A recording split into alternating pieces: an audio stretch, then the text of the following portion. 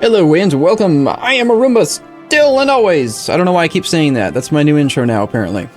Apparently the stream starts now and I didn't realize that the timer got down to 0. Crap! Okay, let's go. Let's do this, Leroy. Did you guys know that Leroy Jenkins, which was made famous in World of Warcraft, actually wasn't from World of Warcraft? It actually, came from somewhere else? I heard that somewhere. I don't know if it's true or not. I was loud or the music's too loud? I was loud. I was probably yelling because I'm excited. Very excited to play all day again. Let's go ahead and transition into the game if we can. Alright, so, I had a question for you guys in Twitch Chatland. I updated some stuff, and I think I can make something easy and pretty. Let's add a quick straw poll. Do you want...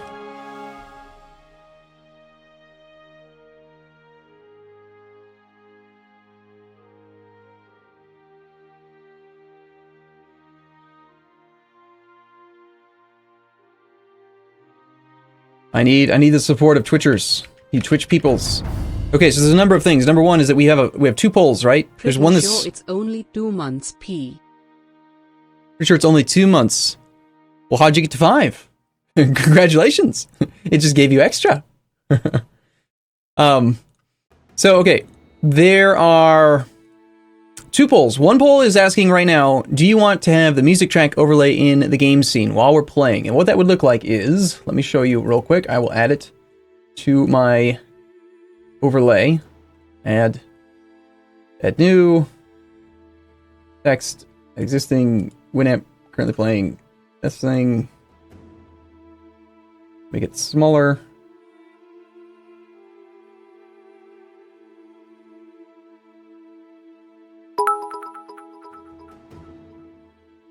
Stream hype Shenix. I'd also have fun on your trip, sir. Well, thank you. I'm assuming everyone else is excited about the upcoming trip, right?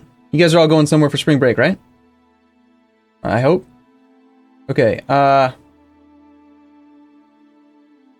that is, I think, there we go. That's what it would look like. I can move it around a little bit, right? It doesn't have to be there. We can move it closer to the bottom of the screen or something. That kind of thing.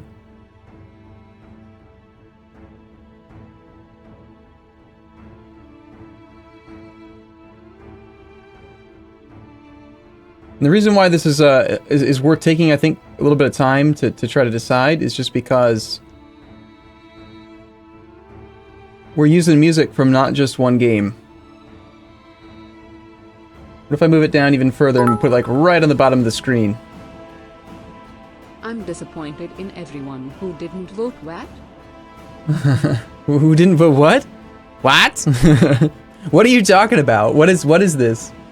So the reason why I wanted to maybe ask and see if you guys wanted to have this thing is that we're using music from all these different Paradox games. We're using Victoria 2, Hearts of Iron 2, Hearts of Iron 3, Hearts of Iron 4, Crusader Kings 2, EU4. There is more music though that I did not actually add in. You know what? I should take the time. Why haven't I not done this? I don't have Victoria 3 music. What is wrong with me? I also don't have Victoria 1 music. We should just go get it all. Let's see, Victoria, no, it's called EU, Europa Universalis 3. I'm gonna go ahead and install that game right now so we can steal its music. We're not gonna play EU3 today. No, we're playing EU4. I have Stellaris. I could turn Stellaris on if you guys want it. The problem is that I feel like Stellaris music is really out of place in EU4. The other music though, like Hearts of Iron 4, Hearts of Iron 3, Victoria 2 even, I think those all sound great. Like we're playing this monstrous nation that's colonizing everywhere. Victoria 2 music is very appropriate, you know, because we are most definitely like a world power that's colonizing and, you know, doing stuff. So, search by the games. See if there's any other Paradox music I can maybe add to the mix. I probably won't be able to get it ready to go for this stream. You know what I need to do? I need to go buy Victoria 1. Why don't I have Victoria 1? Arumba, did you just confirm Victoria 3? Did I just say Victoria 3? Oops. Yes, I totally confirmed it. I am the gatekeeper. The whole reason why Victoria 3 isn't out yet is because it's not up to my standards. They actually have it ready. They keep on trying to release it, but I keep saying, no, it's not good enough. You've got to make it better. And they're like, damn it, we just can't get it right. That's totally what's happening. By the way, since I did mess with a whole bunch of stuff, a lot of settings are different right now. How are we doing on audio balance versus music balance versus that kind of stuff? Yes, I do have my face cam. I'm going to turn it on. I'm just being shy. Let's see. There we go. Here I am. Hello. I'm wearing a shirt today. Sometimes the things that I say, I say them and then I think about the context in which I said them and it sounds really silly. I'm wearing a shirt today. It makes it sound like I don't normally wear a shirt. I do normally wear a shirt. I'm sorry. I meant to say that I'm wearing a shirt today that is cool and you might be interested in. Sorry, I'm adjusting the music overlay a little bit. I'll show you my shirt. Ow, my head. My symbol, my A symbol. So unlike normal where I don't have a shirt on, I'm actually wearing a shirt. My chair is not black, my chair is brown. But I'm wearing my A shirt. We're gonna start selling these again if you're interested. We sold them like a year and a half ago, I think is how long it's been. And with the upcoming soon to be probably gonna happen someday. You're looking forward to the no. Disappointed. Was looking for to the no shirt stream less than 3. Wouldn't I get in trouble for that? You're a little bit loud compared to the music. I've turned the music down because I like to have the music a little bit quieter. I'll turn it back up a little bit.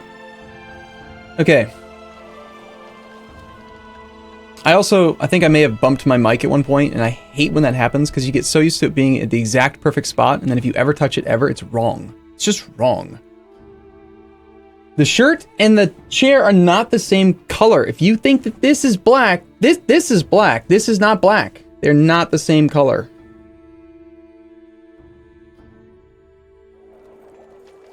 Well, let's just, I mean, let's just say I was a chick, right? Could I stream with like nothing but a bra on or like a bathing suit? You know what's weird? Women have no issue whatsoever going down to the beach in a tiny little bikini, but they take serious offense to walking around in their bras. It's the same thing. It's the same type of thing. Same piece of clothing. Not black. All right, I want to see how this other poll is going. So I mentioned there's 2 polls. The vote for keeping the music overlay on is at 45% yes and 33% no. So it looks like we're going to keep that overlay down there. You guys let me know if it ends up clipping or if it's too big or anything like that. If there's a lot of people saying stuff in Twitch, then we'll do it. I did see somebody just say that the lip sync is bad. Is it? Is it off? I don't know why that would have changed. I haven't changed anything there. You reset the music overlay now that people have seen it. Reset it. Oh, reset the poll, you mean? Like do a new poll now that people know what it actually looks like?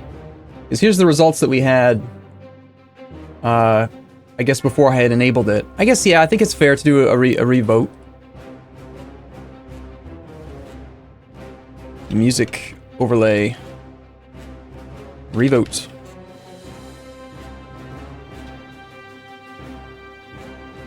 I like this song a lot. A lot of tanks. No wonder I like it so much. The only problem with making it centered is that right now it's set to centered because some titles are longer than others. And when I do the intro screen, this one... Mine is almost afraid of showing me her bra, but me seeing her in a minokini is apparently fine. Yep, sounds about right. Sounds like a standard woman to me. I'm worried that if I mess up the setting, because OBS, right? Here's my list of Arumba's adjustments for OBS. OBS will allow you to duplicate a scene, but it won't let you duplicate a source. So if you modify a source that's used in multiple scenes, then any changes that you make in that source affect it in every other source, which is stupid. Shouldn't be that way. So I'm worried that if I do what you're asking, which I think is appropriate, I'll need to I'll need to create a copy, but I have to create the copy from scratch because there's no duplicate button. Why is there no duplicate button?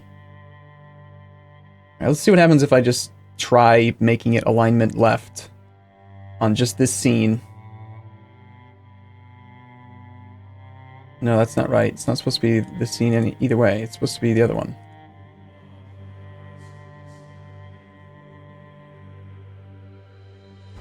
One second, I'm just messing with I'm messing with settings, of course, because that's what you do at the beginning of a stream. You don't actually have anything ready, or you're not ready to go, ready to actually make things happen. What is it called? It's called the Winamp currently playing. Here it is. You are left centered, left aligned.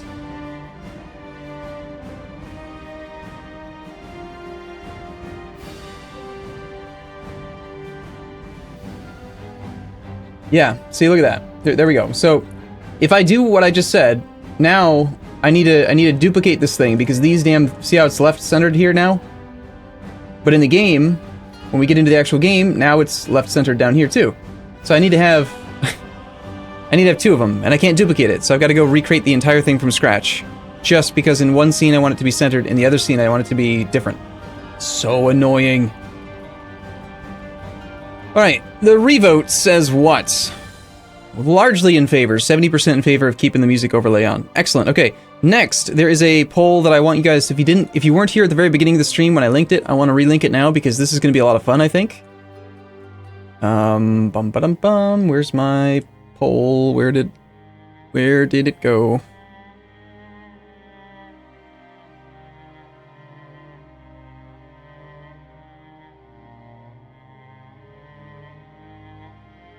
Here is the poll. I think that Nightbot has a command. It's called vote mote. There it is. Yes. So if anyone's asking throughout the stream today, which is going to go for about 5 hours, by the way, just get a moderator to type !vote mote, which, by the way, thank you Prime Dead for the for the clever mnemonic, the clever name for that. And what this will take you to is this page. It looks like this. Vote mote. Vote for your new favorite face for a new Twitch emote. Use a grid format to help you identify your favorite face, i.e. A3, B2, C4. So you've got row A. Don't mind images. It's just trying to make the image bigger. You've got A, B, C, D, and then 1, 2, 3, 4. So just vote for your favorite face. I don't know why. I hope that I don't jinx it or like force it, but I just have a feeling that people are gonna want B1 because I look like I'm like. What am I doing there? I'm recalculating. I'm like, it's just like an error, like it's Arumba 404. Like my systems have broken down.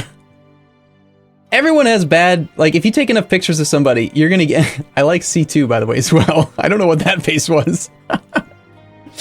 Anyway, D1. Yeah, that's good. I don't know why I find it so funny to look at pictures of myself. Yeah, that's a great one up there. Anyway, go vote. Go vote! Top 3 are going to be made into emotes. So, it's going to be fun. B1 is more of an O face. An O face? Yuck. We don't need that, do we? Although there is a specific part in the victory, the V for victory, Victor for victory campaign where I start.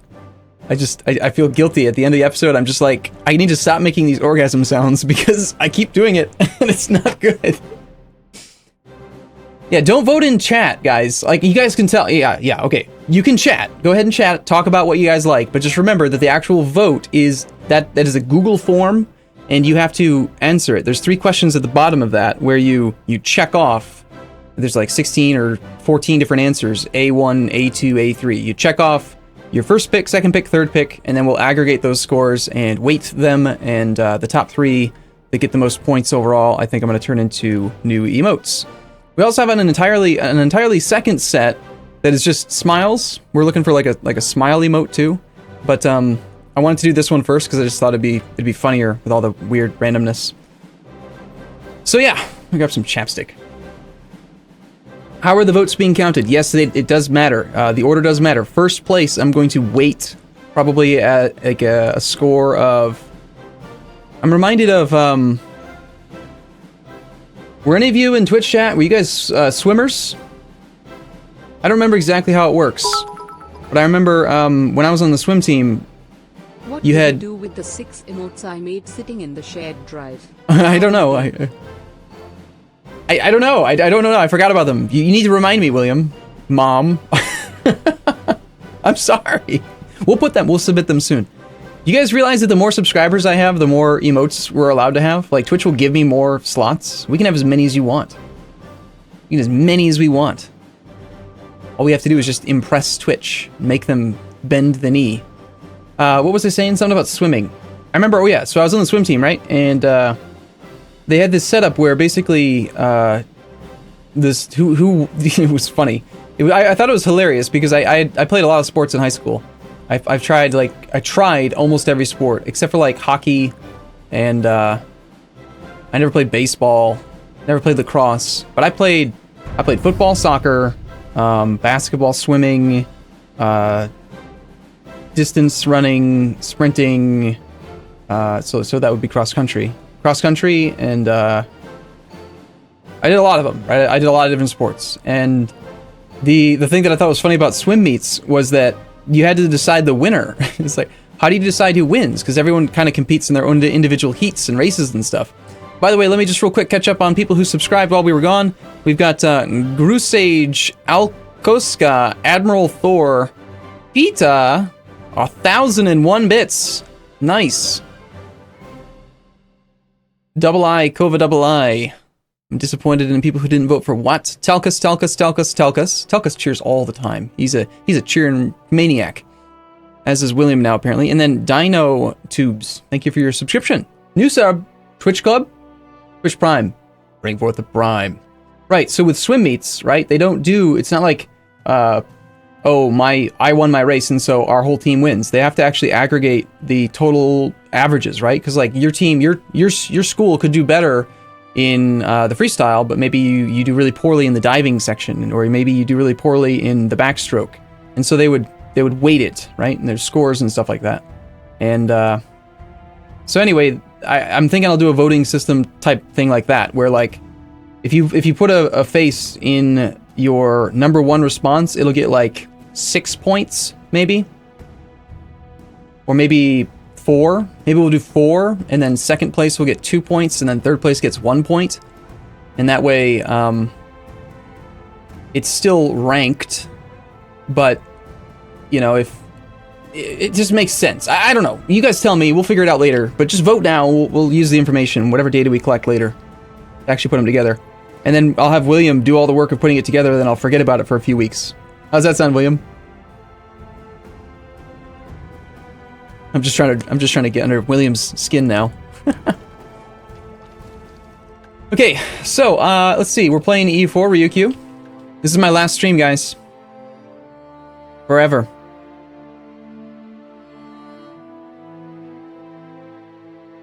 People are saying 6-3-1. 6-3-1 for the scores. 7-4-2. 5-3-1. Tell you what, we'll do a vote on it later. We'll vote on how to do the vote, on how to score the vote, and we'll score the votes vote. We'll have voteception. You sacrifice virgins to Satan. Mites of Mystic is currently being transcoded by YouTube. As soon as it is in 1080p, I'm going to release the stream we did the other day. So it's a 3-hour session, and that's just going to have to tide people over for the next couple weeks because I am going to be out of town, and I'm sorry. I really want to get into it, but I want to get into it with a campaign I'm excited about and that I've thought through, like what I actually want to do. If I were to play CK2 right now, I would probably just end up playing as some Norse country again or something, and it would just be a rehash of things I've already done. Sure, we'd be able to be a satanic worshipping, castrating all the prisoners while forcing them to stay into prison just for funsies, like lunatic. But I want to be able to dive in and sink my teeth into it and get as obsessed with CK2 again as I am with EU4 right now, and I just can't do that. I only have today. So rather than play CK2 and not do a good job, I've decided to export the stream we did. Hopefully that'll tide people over, and then when I get back, I'm gonna dive in hard into CK2. I'm gonna miss out on some search engine optimization. It is true that it's the wrong thing, right? I should have realized how soon the code was going to go live, But also, Paradox kind of sent the code late this year, or for this DLC. Normally, they send the DLCs out like a week or so in advance, sometimes as much as like 10 days. This time, I got the code like 2 days early, so it kind of hit me by surprise. Like, I was recording, I think I recorded Rights of Man, the Kingdom of Might campaign. I think I did like, what was it? 28 episodes of Kingdom of Might on Friday last week. And then I got done and I looked at my email and it's like 7 hours earlier, you got an email from your PR contact and he sent you a code for Mites and Mystic. Mites of Mystic. What? No. Monks and Mystics. And I was like, crap. I should have been playing that all day. But I was so into the Kingdom of Might that I didn't even realize it till the end of the workday, and then I had no time to record, and then it was the weekend, and I just haven't had time. So Monday we did the stream. We tried that. We played for 3 hours, and then apparently all I'm doing this week is just playing Ryukyu. So double I, cover I, double I, ka. I don't know how to say your name. So yeah, the vote is a little broken for weighted ballots because you can just pick the same one in all three. Crap. That's true. But was there really any easy way to, like, say you can't vote? Maybe there was a way in the form I could have said you could only pick 3, but then there's no way to rank them. Whatever, we'll figure it out. You know what? If everyone votes for, like, if there's like a 5-way tie for first or something, we'll just use all 5, because that means people like it. That's the whole point. I just want to add emotes that people are excited about having. Even if it's me making a ridiculous O-face. Please don't call it the O-face. That's what it's going to be, isn't it? William's gonna force me to. He's gonna say, "This is your new emote. It's called Arumba O-face, and it's gonna be me looking like I'm spent." Let's just use the euphemism "spent." Yes, I am married. I have been married happily for. Don't let my wife hear this. I'll get in trouble. I was about to say I've been happily married for 11 years, and then I was gonna change it to I've been married for 11 years, happily for. X, you know, I don't know. I'm happy. We're good. I've been married for a long time.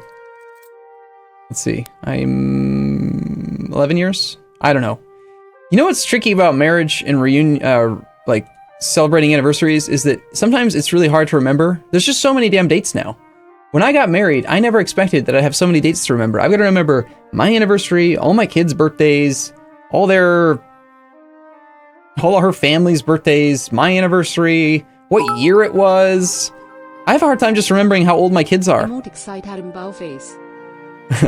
Arumba face. Yeah, so like I mean I have to actually do the math because I'm like I have 3 kids. I know that for sure. I've got that piece of information down pat. I have 3 children. I'm 99% certain I have 3 children right now. And I'm pretty sure that they're 10, 7, and 3. Pretty sure.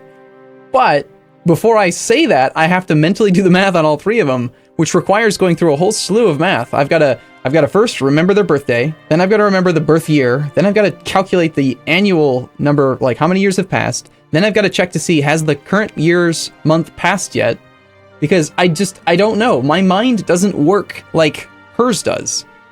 Hers is just like, oh, how do you not know that we've been married for 11 months, 11 years, 7 months, and 43 days, or 21 days and a half, and 6 hours. How do you not just know that? You know, and I think it's just something about women, or maybe it's just something about me, but I can't remember things like that. I do calculate them. But in a way, it's an advantage and a disadvantage, I think. Whenever you have a disadvantage in life, like if you have a bad memory, like I do for that kind of thing, I'm horrible with certain things. Things like that. Names. I'm horrible with names. I cannot remember names for shit. But I am really, really good at remembering faces, stories, plots, character development. Like, you tell me, give me an example of like a plot, and I could probably tell you all the rest of the plot. Can't tell you anything about the movie. I won't remember the name of the actor. I won't remember the name of the characters. I won't be able to tell you what year it came out or anything like that, but I can tell you the whole plot for almost any movie I've ever seen, ever. Like, I don't forget that stuff. It's weird how my mind blocks that in. So So anyway, I was just saying, like, it's an advantage and it's a disadvantage. The advantage is that even though I have a hard time remembering things, I'm also really structured in my memory. Like, I have, not spreadsheets, but I have notes, right? I take notes on gift ideas and how long I have until the gift is required and stuff like that. So it's very organized, very robotic, but it seems charming, relatively speaking, because I act like I remember, but I don't. I have no idea.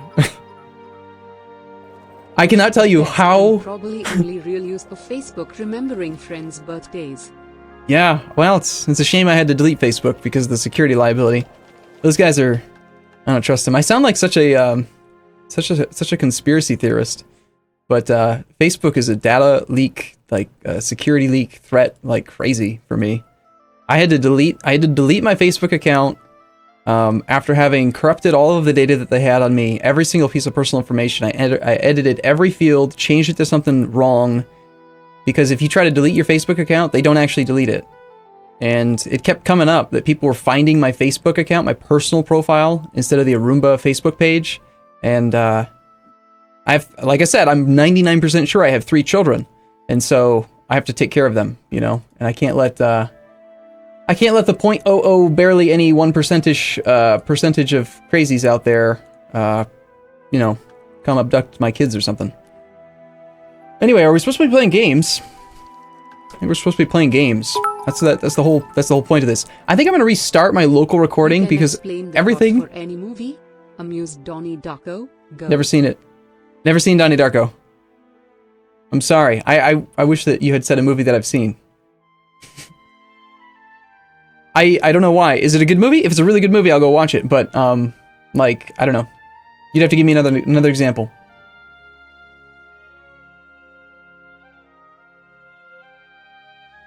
You sound like such a dad. Pita. Alright, so we just loaded the game up. We don't want to close that one. We want to close that one. We want to close this one. We're currently 2 over our relationship limit. Should I start this, not the stream, but should I start my local recording over, or do you think we should just keep all this crap at the beginning of the next Ryukyu YouTube episode? Because I'm no longer exporting from Twitch. I'm actually recording locally and uploading locally to YouTube so that the quality is better. I started off thinking I was originally never going to upload this stuff to YouTube, and then I decided a little bit later that I would. AMA now. Yeah, it's practically turning into an AMA, you're right. So I decided, like, 8 sessions in that, okay, actually this is really fun and going well, and I'm gonna actually put this on YouTube. And so I started to record locally because I realized that the Twitch quality is not as good. It's only 35 kilobits per second. Sorry, not 35, 3,500 kilobits per second. It's only, I think, 30 FPS. And if I record locally, it's 60 FPS and way, way more bits per second. So the quality is much, much higher. But that leads me to question, like, is all of this ancillary non-Ryukyu stuff things? Should this be in the actual YouTube playlist for this campaign? Or is it just completely off the rails and we should get rid of it? Split it and make it a separate video? Reset? We pull it? I'm gonna pull it. I like polls. Polls are fun. I want to learn. I'm totally gonna learn. William, let me do it. William, don't steal my thunder. I'm gonna figure out how to use Nightbot right now. Poll. I did this like once. Poll. What to do? I don't remember. No, I've already forgotten the. How do you do it? William, help me. How do you use Nightbot? I don't want to always have to just go to stupid website to make it happen. You're supposed to type like exclamation poll. Note shouldn't only gameplay for YouTube. I only. Poll.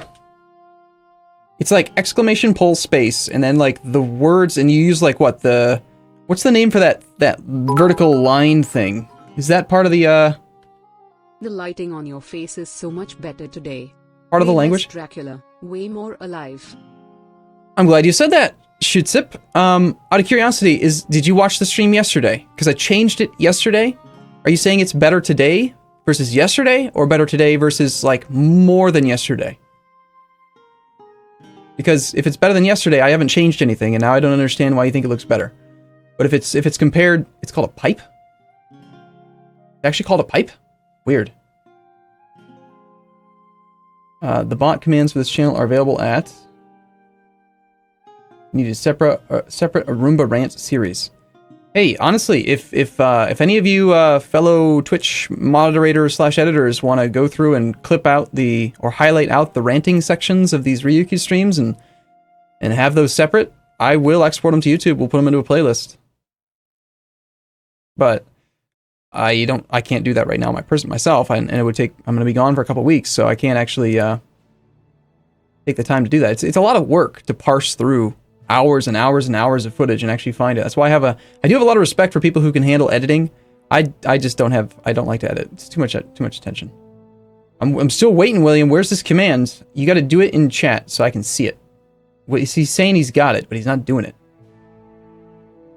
I'd say better today compared to before, the same as yesterday. Okay, good. Yeah, nothing should have changed since yesterday, except that I changed my shirt. And we didn't, today's a shirt stream. We're wearing our shirt today, as opposed to all normal days where we don't. I'm going to just start I'm going to type random commands now. All right, I'm going to figure it out. Hey, Let's see if we can figure it out. Do you plan on doing a Cicado playthrough with the new expansion? Yes. I want to see Devil Worshipper Arumba. Yes, I will definitely do that. Rampkin325, I did mention at the beginning of the stream that I will be doing that as soon as I get back. All right, I'm going to pull. He's too slow. He's too slow. All right, exclamation pull space, new space, title. Title is what you do. Then space, then the pipe. Option 1, restart local recording. And then space, and then the pipe. Option 2, restart local recording, and keep it for posterity. How do you spell posterity? Posterity. Did I do it? Yes! Success! Great success. Arumba started a new poll. What to do? Head 2. Done. I win. I'm faster than Peter. Sorry, not Peter. I'm faster than William. He says I'm working on it in Discord. Why Discord? That's slow. No, I beat you, William. No. You're 15 seconds behind me because of the stream delay, but look in chat. I won. I'm faster. Stream lag is like 15 seconds? Interesting you mentioned stream delay. There's this website called beam.pro, and I've tried it temporarily, and you actually can have like half-second delay, which is pretty crazy. The problem is that I don't want to use it because, number 1, I have an agreement with Twitch. Number 2, I don't want to alienate all the subscribers we have on Twitch. That's silly. It's one of the main reasons why we don't stream on YouTube. I just like having streamers. Stream stuff is on Twitch. YouTube stuff's on YouTube. Sometimes I export from Twitch to YouTube, but nothing on YouTube ends up on Twitch, etc. Blah, blah, blah. Okay, so now that is the poll, right? Arumba started a new poll. Look at that! Ha! Look at the numbers. 124947995. So my poll on straw poll is 795. His is 4676. Wait a minute. Damn, that means he did make his before me, but he just took forever to actually post it. Crap. Anyway, what are the results? Go take a look at this thing.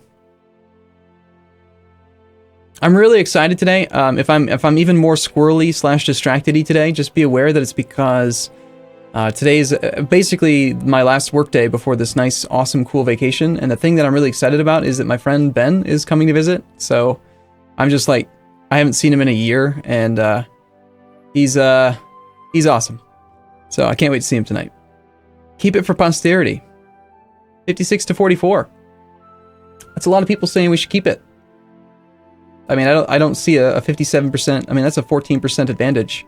It's probably not going to change. Okay, we'll just keep it then. All right. I still think it's a good idea. Maybe we should take the time to clip the rants out of some of the VODs and put those onto YouTube. So we'll see. I don't know. I'm open to a lot of feedback these days. Trying to be, at least. You guys ready to play some games? 676 is the music overlay poll. Oh. That's why it's so old.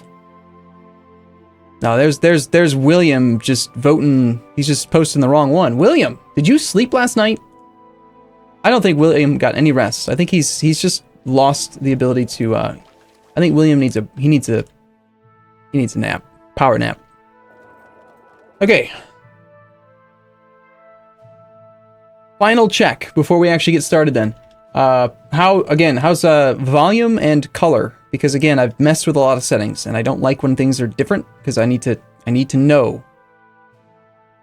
I feel like there's more color in my face on the webcam now, which is good. It's not as shiny. Maybe we should simply make a Arumba rant playlist. Yeah, that's what I'm leaning towards, Telkus. I think we should have like a Arumba off the rails playlist or something where I just get distracted and someone asks me a question like yesterday where they're like, hey, what's the one thing you would change with the AI? One AI like problem that you would fix? And I go in a 45-minute rant about all kinds of other stuff. Completely unrelated to the actual question. Chair's not black. Chair is brown still. Okay, like, is there too much color is really my question. It feels like compared to before, there's like a lot of color, and does it make me look like I'm not, like, do I look like red or something instead of just normal human color? I'm trying to look human. As an alien, as a robot, it's very important to me that people think I look like I'm a human. Do you think you're actually going to complete the Dubsy in time? Yes, I do. At this point, campaign's going well enough. I'm at least 95% sure that we're going to succeed in this run. That's why we're continuing. If I actually really thought that we weren't going to make it on time, I would not be streaming it practically every single day. I would probably just peter out and not want to do it anymore because I don't think I can succeed. But I'm very confident in the way things are going, and I think we can do it. Yes, you look human today. You look human today. Yes, no Dracula. I need to stop reading the thing before she says it. I hear the sound, I look to see what it says, and then I say it and respond to it as she's talking. So it's a problem. Anyway, here's what's happened since yesterday. I played for just a couple, like not even very long at all. Let me go check to see. How long did I play?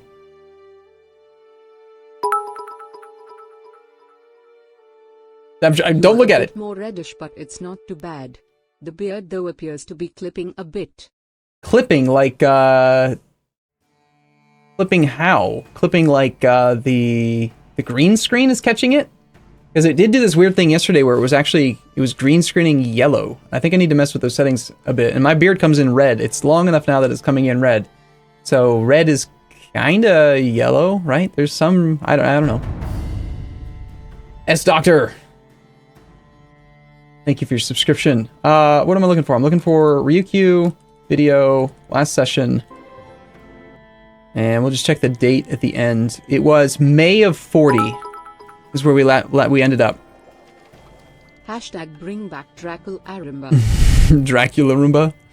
That could be an emote. It's now December of 43, so I've played like what? 2.5 years then? So what is your strategy going forward to complete the Dubsy? How did I already read that like a minute ago. Is Ravina just lagging behind right now, or am I teleporting through time? I'm confused. What's my strategy going forward for the world conquest? Well, number one is basically identify problem targets. If everyone in the world was like Ayutthaya or Korea right now, or Malwa, Bengal, Mutapa, then we've already won. Because they're so weak and fractured, they can't even get allies, no one wants to be friends with them, and every couple of years we just take a few more chunks out of them. The nations that are not that way are the problem targets, so those would be most likely great powers. Ottomans, France, Ming. Ming doesn't really count, he's actually in that first category. He has no allies, I can just keep attacking him every couple of years and taking chunks out of him. But definitely Ottomans, France, Russia, Persia, Lithuania, those are the primary targets. We need to start picking at them and messing with them a bit so that they are unable to get stronger. I don't need them to get really any weaker, I just need them to stop consolidating power and beating up on other people. Because then rather than fighting the Ottomans in like 8 wars, I would rather fight the Ottomans in 4 wars and have 4 separate wars against the little derps nearby him. So, weaken existing great powers, keep aggressive expansion in check, maximize monarch point generation and minimize usage, so don't waste it on stuff. Make sure that we're getting cheap integration, that kind of stuff. I did work on my integration spreadsheet. I couldn't quite perfect it, but it is better now. We started with a stream on that yesterday. I had to revise all the formulas and stuff, but it's still not quite perfect.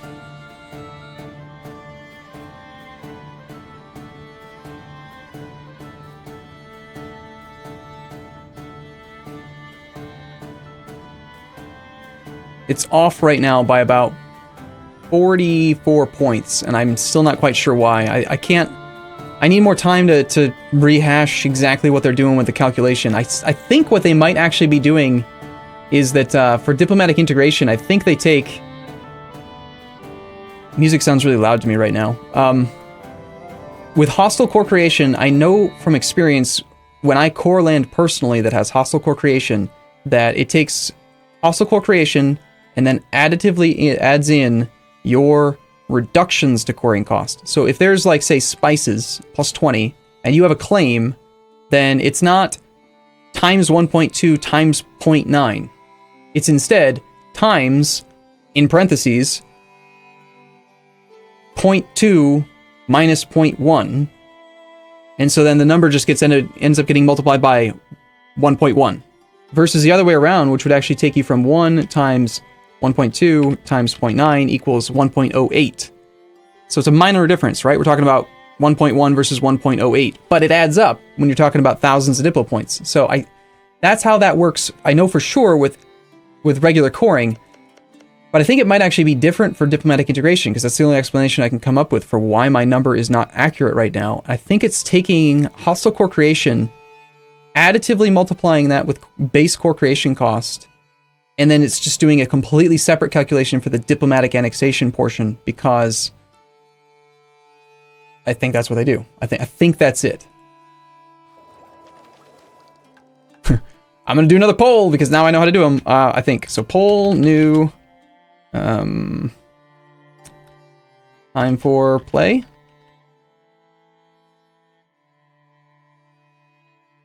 Yes, play the game now, please.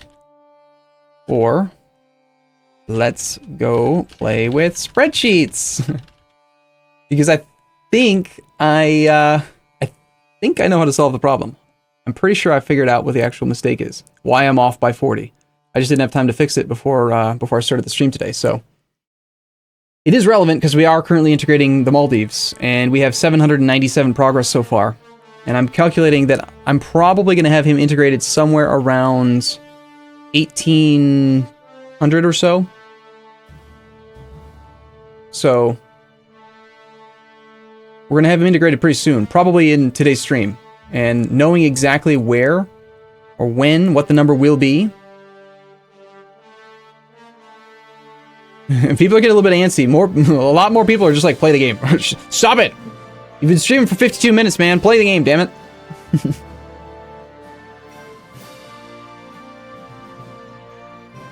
Can you bring that spreadsheet to Reddit? Sure, how about I'll post it on Reddit and you guys figure it out.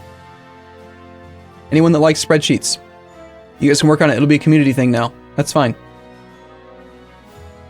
I'm just gonna post the whole thing. Keep in mind that, you know, I haven't intentionally like prepared this for public viewing, so it's not very organized, and there's like half finished projects in here and stuff. But whatever. Let me real quick post this.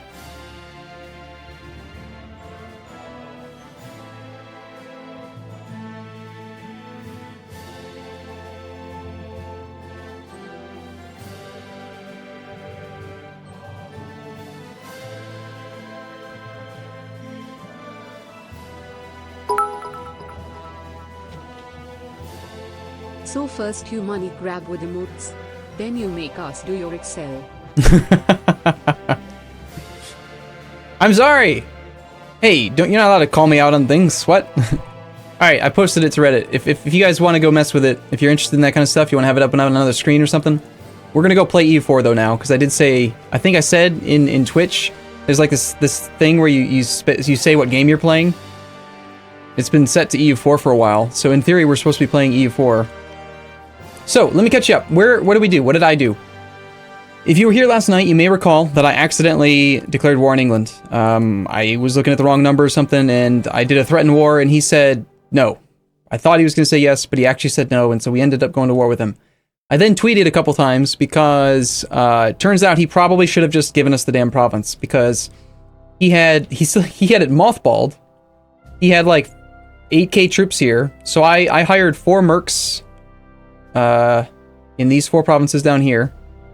One merc went from Gwynedd to Marches, and then these other 3 mercs just kind of went bam, bam, bam. And then these 2 stacks, even though this was not even a combat stack, this is just a siege, I think this is 2 siege stacks, 2 siege stacks that are in Great Britain right now. They just annihilated the Britain army, and we occupied his capital, and then I took one of my siege stacks that was in Bob the Wall Builder's territory, I marched it all the way around up here, over to here, and we sieged down Newfoundland's capital. I actually was able to, as well, seize 2 of his colonies that were near completion, so that was nice. It cost me 50 military points, but we're ahead of time on military points right now, so I spent the mill to seize his colonies, and we are pretty close to having a new Bob, a new colonial nation up here. We just need to finish 2 of these, and we will have a Bob, which will be great. I did not take any land from the 13 colonies, although in hindsight I probably should have, because I am going to full integrate England, and I want them to be about equal size. Damn it, that was a mistake. I should have taken 1, 2, 3. I have 1, 2, 3, 4, 5. I should have taken 5 provinces off of the 13 colonies, so that my colony would already give me a merchant. Crap. Hindsight, right? So anyway, yeah, we won that war very quickly. And then what else did I do? I threatened some more war. I threatened Mali. I threatened Kong. I didn't threaten this guy. I made him a protectorate, and I've stolen some of his land. And I think we're ready to steal some more from him now as well. Canon Borno is at 94 Liberty Desire. I can get him down to 54. I'm currently improving relations with him. I'd rather not spend my prestige on this guy, but I'm waiting to get him down to below 50, and then we're going to demand more land from him. Unfortunately, he doesn't have any more debt for me to pay off, but I've gotten as much land out of him as I can without him actually getting any westernization. And what's funny is I've realized now the tactic with protectorates is that, right, since I've taken this land, right, I'm spreading printing press here. And it's continuously spreading into his land. When he starts to actually get it spread to his lands, that's the province I'm going to take from him. So he'll always be chasing it, and he'll never actually be able to break the protectorate. I'll just eventually demand all of his land, in theory. Assuming I can get his Liberty Desire low enough. Really looking forward to my character dying. This happened, by the way. My heir died, so that was actually really good, because we ended up with a new Sultana when I remarried my marches, and we got a 626 heir, Shazda Jensho. He's only 0, though. I just recently got him. Strong claim. We're 50. Let's see. 431, that's 8 pips versus 8 pips.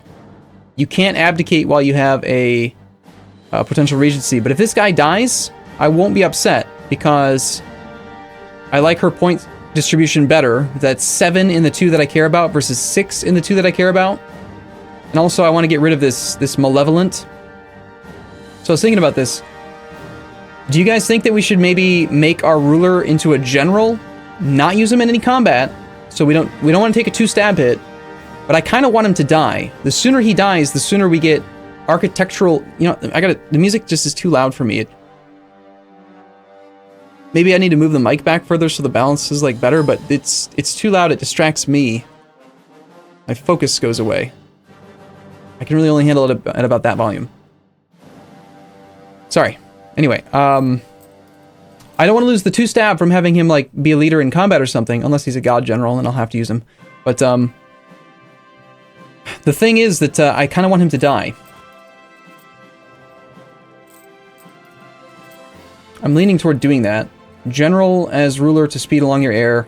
Okay, yeah. If you guys agree, if even a couple of you agree, I'm going to do it. So yeah, we'll do that. Cross your fingers. He's actually 2 military skill. We could calculate. Yeah, whatever. Doesn't matter. He is a 052. So if we have a fight that really requires a lot of shock, we might end up using him. 5 shock, of course. Arumba, what focus? Less than 3. What focus? Are you talking about this, or are you talking about my focus on not being able to pay attention to what I'm doing? You're being mean.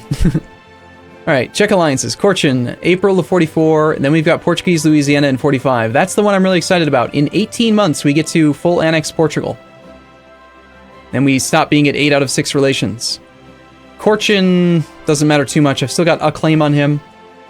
Ming, we have no truce with. I'm actually preparing for war with Ming. I could declare war on Ming right now, but he's currently winning a war against Cochin, and I'm leaning toward letting him win his war, waiting a month or so while he's overextended. I think he'll probably turn off his forts in his mainland in order to do stuff. I think he'll also de-merc, because he probably has hired mercs because he's a dummy. He's hired one. But I think that if I wait and I just let him win his war, that I can actually snipe some mothballed forts. So even though I could attack him right now, he's not my rival. He's not a valid rival. Again, we've lost the ability to have valid rivals again. We're good on points for a while. Still haven't unpaused. I'm sorry. Sick, bro. D. I'm sorry. Okay. All right. Look, I'm sure on the YouTube video in the comments down below, someone's gonna put a skip to gameplay button. Right? That's what happens when you stream and you get distracted and you're excitable, right? We should totally click this button and completely ruin our ability to get the achievement. That'd be great. Alright, Gujarat. Truce, truce, truce. This was hilarious. I wish I would stream this part. So, I just gotta talk about this.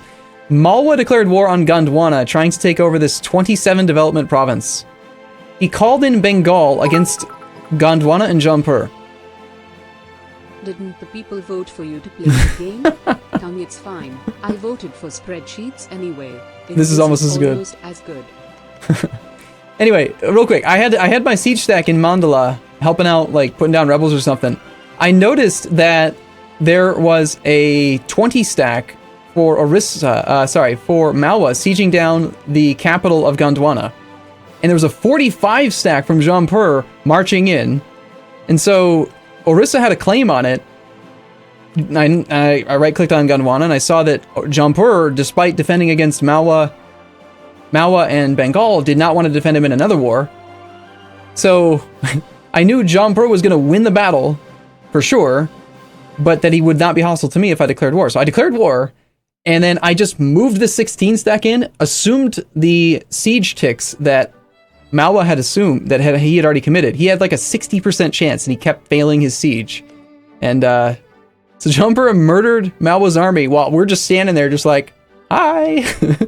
And then as I arrived, we started with a 90% chance to take the province. So it was a 1 month war, just 1 month.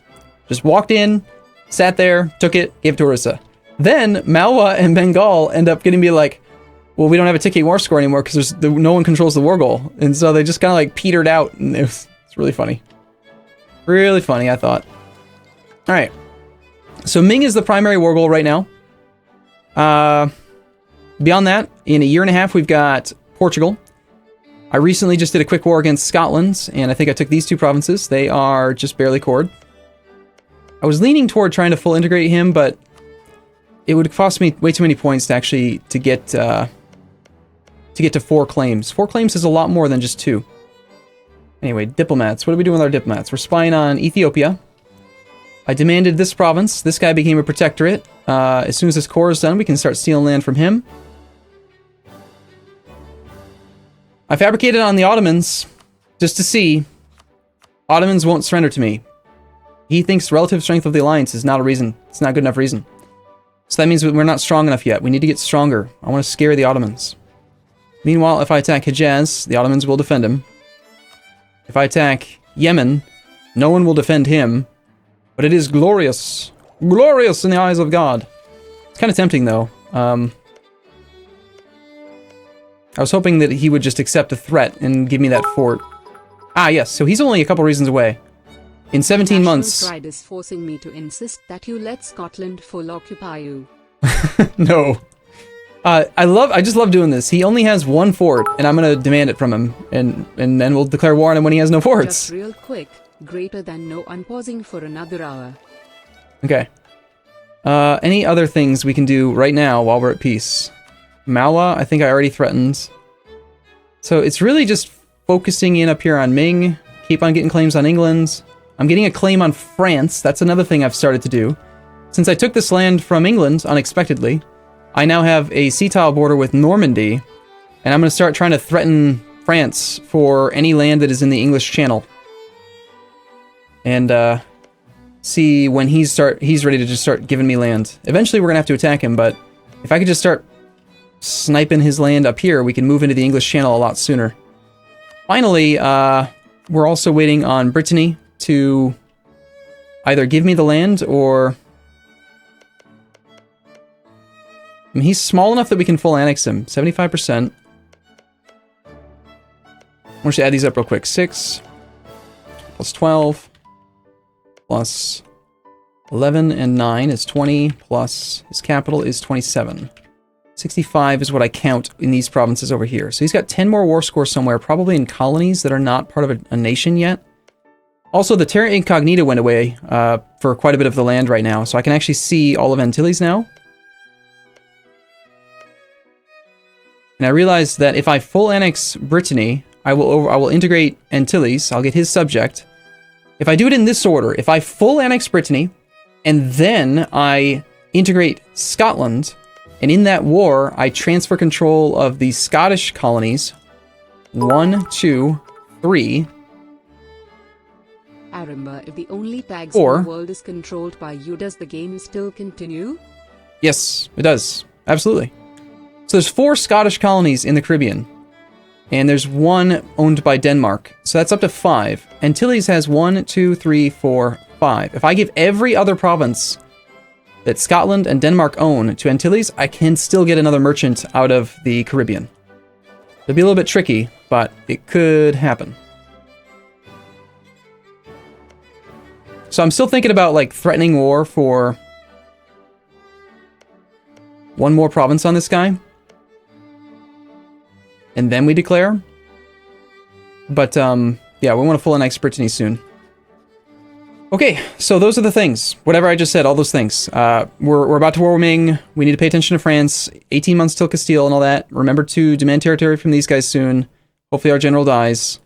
And, I think that's about it. I also demanded another province from Utapa. We got truces all over the place, man. It's a lot. There's a lot going on. And, I suppose for now we'll fabricate on Ming. Let's see what happens. It's unpaused. Oh my god, we're unpausing. We're actually play the game. Scotland no longer considers Netherlands stuff that doesn't affect me, doesn't affect me, doesn't affect me, doesn't affect me, doesn't affect me. And Austria's influencing Baden. Songhai wants access. That's going to be a no. There are disloyal estates. I do currently have Ulima slightly pissed, which is annoying. And we're over the relationship limit, which is fine. I recently had the time to build a lot of grand shipyards, so my naval force limit is much higher now. It's 863. We're building some boats. We're queued up to 858, but we can make more.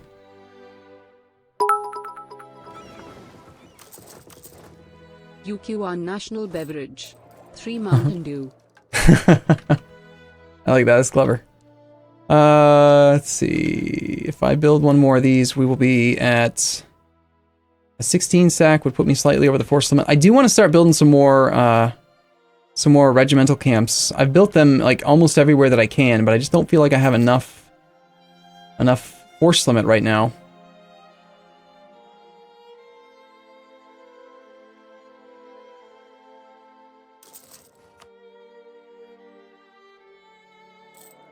Okay. From here, we have 4 hours and 15 minutes of gameplay. Total gameplay, no distractions. We're just going to play Ryukyu. Okay? Ming, I want you to end your war right now so you can turn your forts off, please. You finished a colony. It is part of a state. I do think it's probably worth turning that core on. Unless I'm thinking to maybe No. I'm never going to turn this into a non-state. That's a 39 development province there. So yes, we'll pay for that core.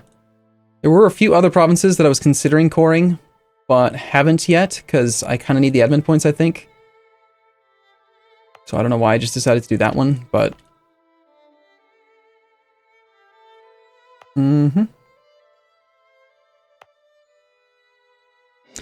Let's just do it. They're part of states. They're going to be useful. This one isn't even a core.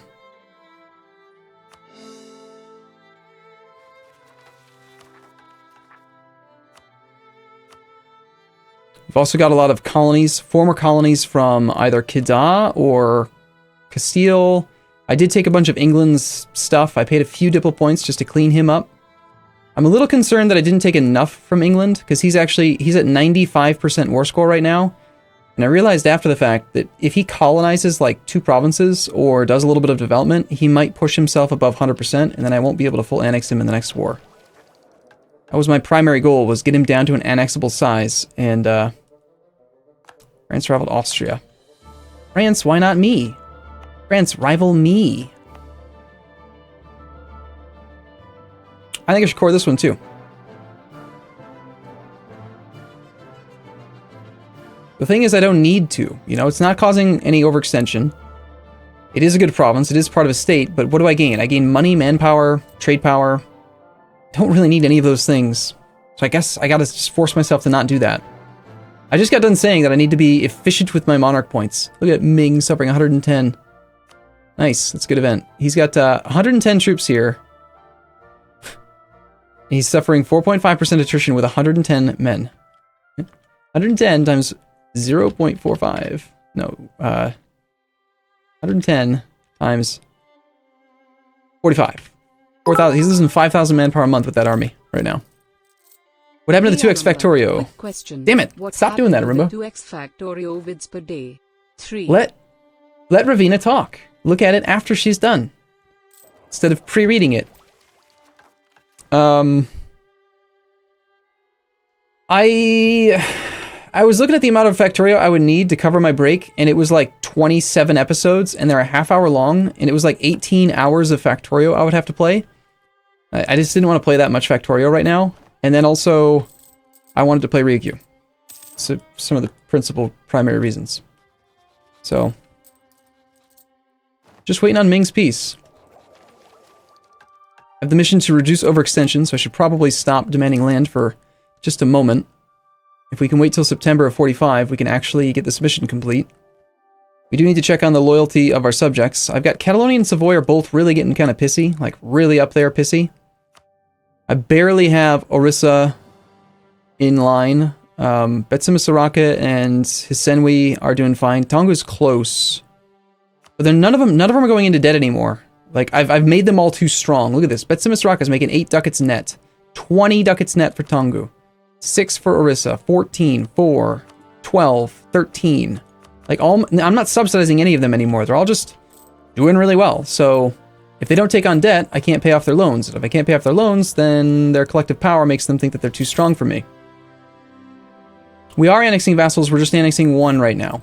I don't have the Diplo points to annex more than 1. We're integrating the Maldives. He's currently at 827 points.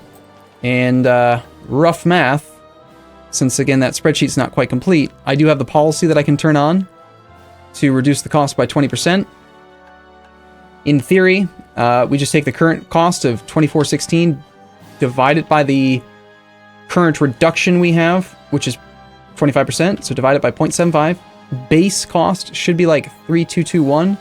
Multiply that by 0.55. The actual cost should be close to like 1772, 1771, somewhere around there. So we're about halfway to having the Maldives integrated. Once he's integrated, I think it's going to make keeping all the other subjects in line a whole lot simpler. Brittany's declared war upon Scotland. How do we feel about that? Oh, it's a colonial war. Breton conquest of St. Lucia. That's actually great. Scotland has actually moved his capital over to here. That's actually good for me. If he gets forced to move his capital back, and he has less stuff over here, that's less Diplo points that I'll have to spend to full annex him. Or to give the land to Brittany. So good, good. Let's hope that he leaves Lancashire alone. I do need to get some claims on those Scottish provinces again, by the way. Too much to look at. Too many armies. Too many different things to pay attention to. Ming, end your war. You're at 60 war score. Our truce with Korchin is now up. You think Korchin would surrender that province to me? I have a claim on this province here. Currently, it is occupied by Ming, so I don't think we could demand it anyway. Ming only has 1 claim on him. I don't know how much land he's going to take, but... Nice AI there, Ming. Keep the whole army together. That's appropriate. That would have been a great strategy to use against me, but against Korchin, it's probably unnecessary. Alright, we're going to fabricate, I think, on Normandy. And I don't want to spend a lot of time spying on France in case he's not willing to accept, so I'm going to come back from him.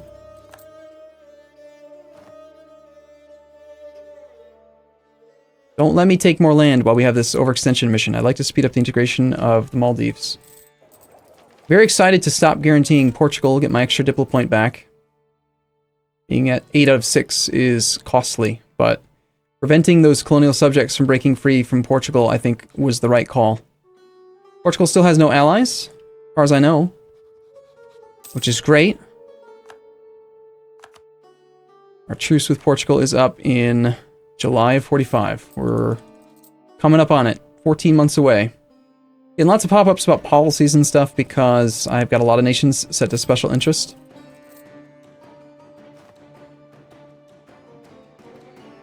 Is that something we really need to care about? Should I just disable that pop-up? Do I even care about other nations changing their policies? Does it really make any difference?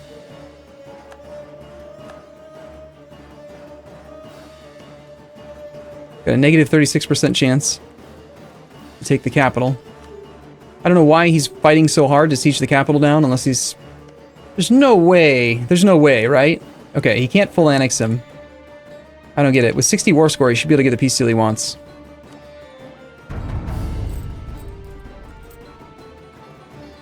He'll probably take a huge chunk. I was just looking to see, like, is he gonna actually try to full annex him or something? That'd be crazy. Okay, would France give me Normandy? Probably not, but let's try. Negative 95. Recently gave into threat, negative 102. So yes, in 96 months, France would just give away land to me directly. He's scared of me. It's a great sign. I don't want to wait 96 months, most likely. Striker Inu, thank you for your 5-month resub. Also, my truce with Aragon is difficult to find because it was a truce caused... It's a one-way truce from when I forced him to break his alliance with Russia. But he is in there. May of 46. In 2 years, we can attack Aragon for all of Catalonia's cores, which will make him, of course, incredibly rebellious. But that's going to happen. I've got my combat stack is currently staged in Savoy, and I think these guys are sufficient to deal with everything that's up here. So who else should we spy on, then? I'm about to get another claim on Ethiopia. I'm only spying on Ming, so we have a little bit of spy network for siege speed and for claims after the war.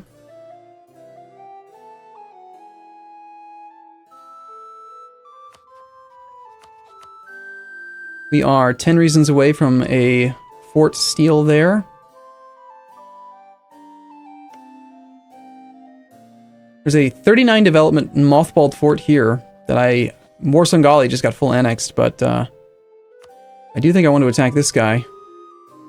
Not only is he Sunni, so we get negative piety. Let's spy network on him. I want that 39 development province. I love these ones that cost less because they're over 30 development. Though I was thinking about long term. Long term, it might make more sense to actually fabricate on the cheaper development provinces. I know it sounds weird, but hear me out. Let's just say, over the course of the entire campaign, I conquer the entire map except for the highest development provinces. Would I be able to be strong enough if I did that to beat the world? I think definitely. Number of provinces would be awesome. Normally, you want to do it the opposite way. You want to maximize the value of each claim that you take by fabricating on high development provinces. But I was thinking about it, and let's just say toward the end of the campaign, what if I'm low on monarch points? If I integrate the cheaper land now, and I save the more expensive land until the very end when we have 60% development and administrative efficiency, we get an even more sizable discount on the expensive part. And I think we would overall, relatively speaking, save monarch points. Plus, if I force nations to centralize and just have like one province and they have nothing to do anything with, they'll just probably develop it. And if they actually develop it beyond 30, that doesn't cost me anything extra. So, just a thought that I had. I don't know yet. It's very hard for me to not try to fabricate on the most expensive province, though.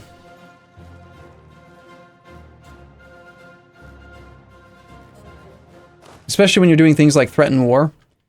Threatening war is the same whether it's, well, not always, but if they're willing to accept one threaten, they're usually willing to accept any threaten, so you'd rather take the highest value threaten war you can get. Like, why threaten for 3 development if I can threaten for, 21?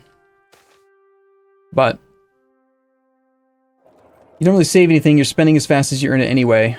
This is awesome. Military tech cost minus 10%. It'd be better if it was a different type, but stability's great. Stability's really good. Prestige, I'm just going to end up sinking into keeping vassals loyal, so let's not take that. Aggressive expansion's actually really low right now with most countries, so I'm willing to spend most of my prestige to try to get these guys in line. I want to keep Hisenwi and Tonggu. I want to get Tonggu into a position where he'll help out with the war with Ming.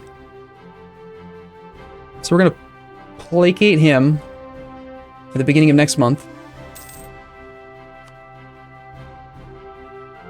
And then, hopefully he stays loyal long enough that I can ask for a royal marriage.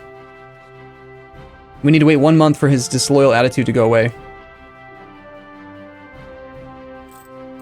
Ming, you have 60 war score. Just end it. I'm sure that Korchin...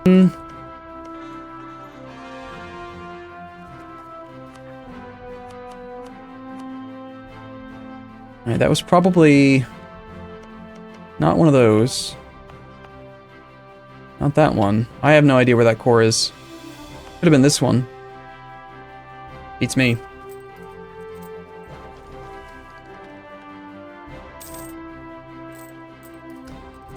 Alright, Tonggu, I need a royal marriage before you become disloyal, please.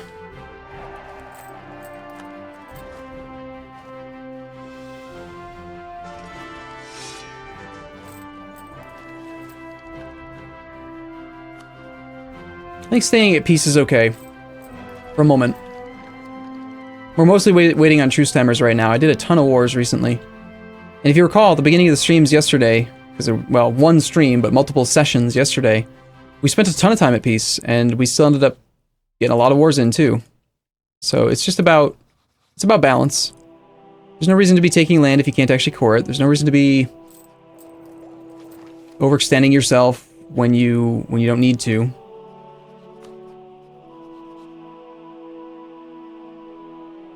July of 45. It's coming up quick. I do need more claims on Brittany. I don't think I'm working on him right now. However, my next claim is going to be for Finisterre, because I want that level 4 fort.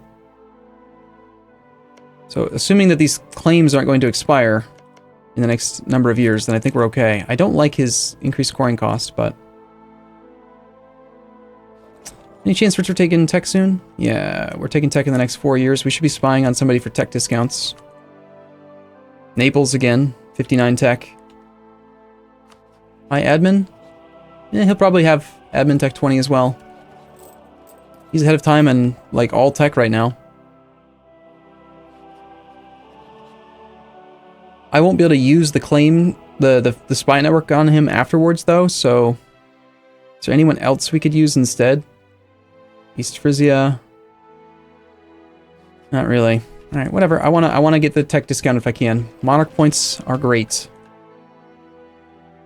Ming, dude, stop suffering attrition. Just stop. You're making me wanna, like, cry or gouge my eyes out or something. There you go. Completely unnecessary occupation of the capital. Unless, is that his only fort?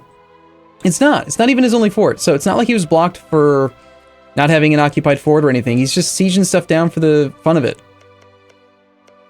Like, he should have taken 60% war score from the south and then just been done with it a year ago. But he doesn't want to, so...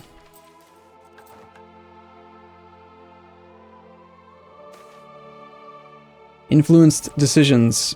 Whatever, money is just money.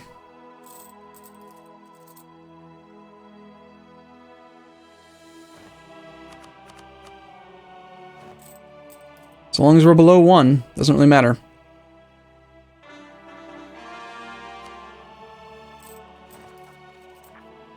Two final cores, and then we will be done with this mission.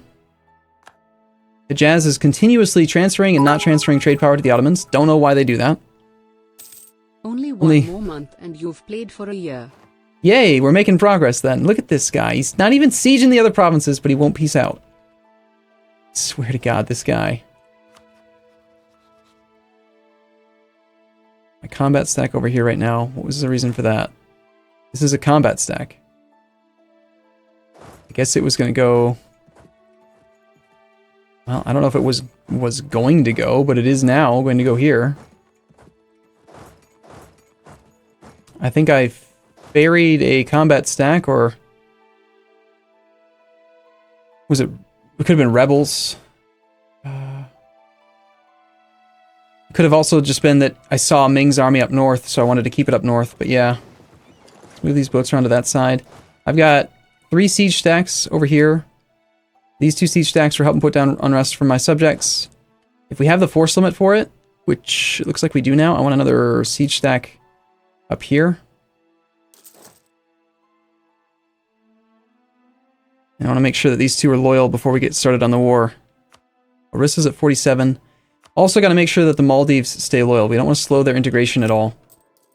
This malevolent trait on my character is really irritating. If he could just go ahead and die, that would be great.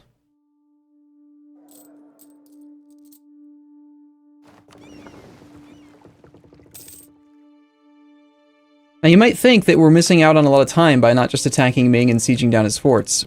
I don't really think that's true. The thing that's stopping me from integrating Ming is the amount of overextension I can process at once, the amount of claims that I have, how fast I can generate my claims, and if I have enough monarch points to integrate them. If I were to just take the claims I already have right now, the coring cost is already like my monarch points. 62 plus 73 plus 88. Like, so attacking him right now doesn't really matter. And if I'm not spending these monarch points here, I'm spending them somewhere else. So we should just wait for the ideal opportunity to attack him. Nice. There goes my aggressive expansion impact penalty.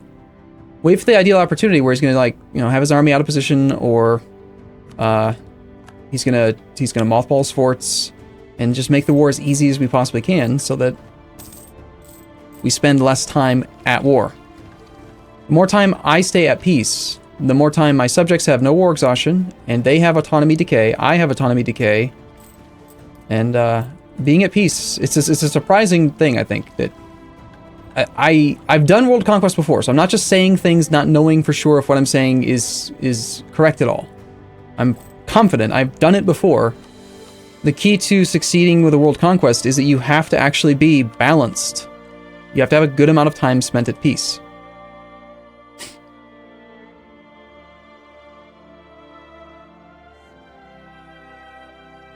In 49, March of 49, so 4 years, something drops off.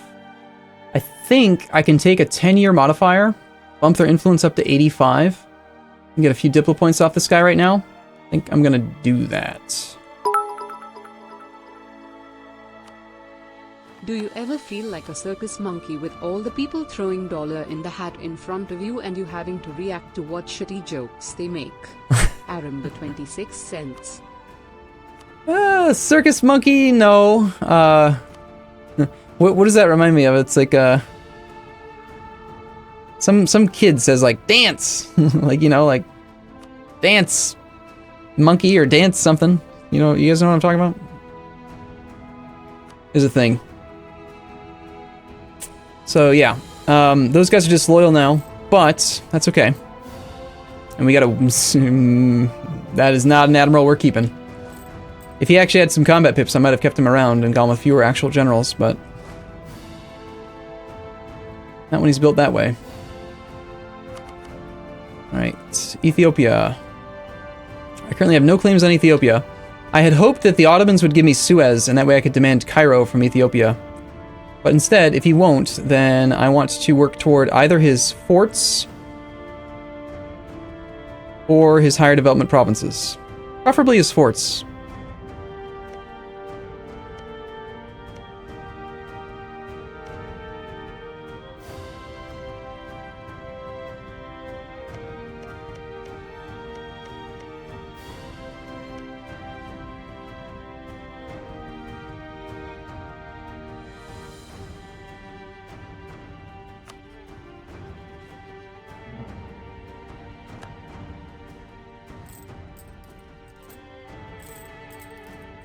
Alright, I would be demanding more land from somebody somewhere if it weren't for these cores. September. We know we have that impending disaster, that's fine. We're not at the Monarch Point cap yet. We will be soon. We are 3 years away from tech. I think it looks like Ming is actually going to be on the back burner until he ends his idiotic war that he's suiciding all his manpower in. And instead, we're going to end up focusing on the Portuguese war. So let's do that next then. Let's grab our transport fleet here and send them over to Provence. We got good supply in Provence. Not quite enough. 40, 40, 45, 45. There's a 63. So these transports are going to come over to Lucca. And we're going to head over to here with that army. Actually, no. No. Everyone just stay where you're at. I don't need a combat stack for Portugal. We'll just take the siege stacks.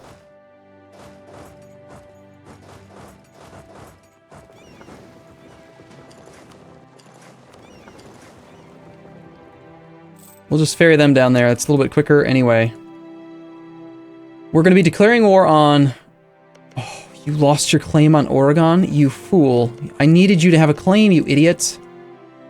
I have to attack one of the subjects. I can't attack Portugal directly. You don't have any claims.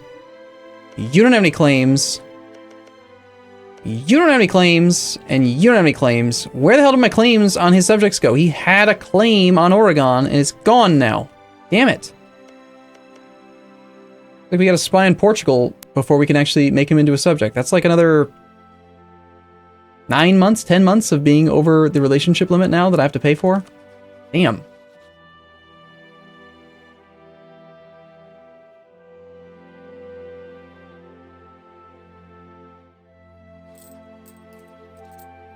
I thought I told you idiots to fabricate on stuff. Why aren't you doing it? Get claims on him.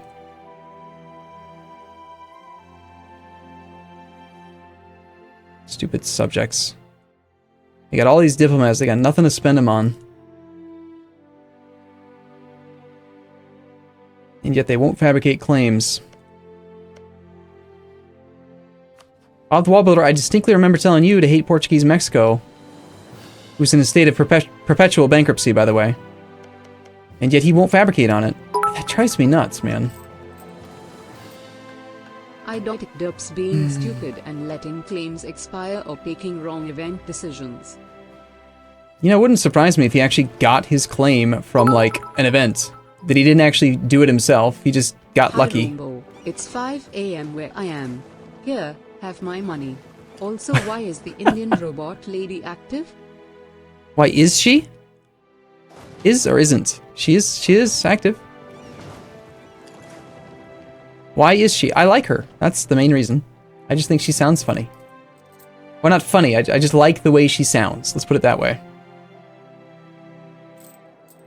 I'll make sure no one's getting close to that threshold here.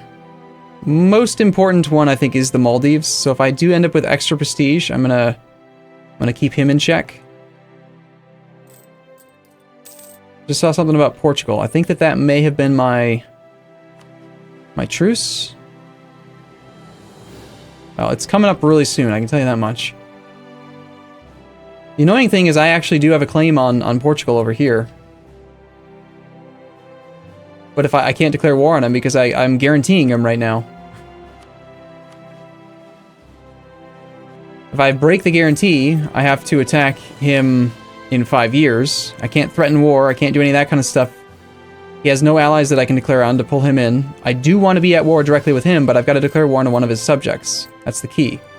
So what we're going to do is spy on him, and then because we have exploration ideas, we will fabricate our own claim on something in the New World, and then we'll declare war on one of his subjects. But it's going to take me... I need 20 divided by 1.58. I need 13 months now to actually get a claim on one of his subjects, because my derps are too stupid to actually claim, like, of all the people that Bob's electoral votes could possibly fabricate on, of all of them, one other nation, he has fabricated claims on none of them. It's another nation in his colonial region, and he's just like, well, it's fine, you know, whatever, it's fine. I'm not going to fabricate on that guy. Why would I do that? It's crazy. Even though his overlord is hostile to him, even though I've told him that I want to attack him, he just doesn't want to do it. Makes me mad. Makes me really mad.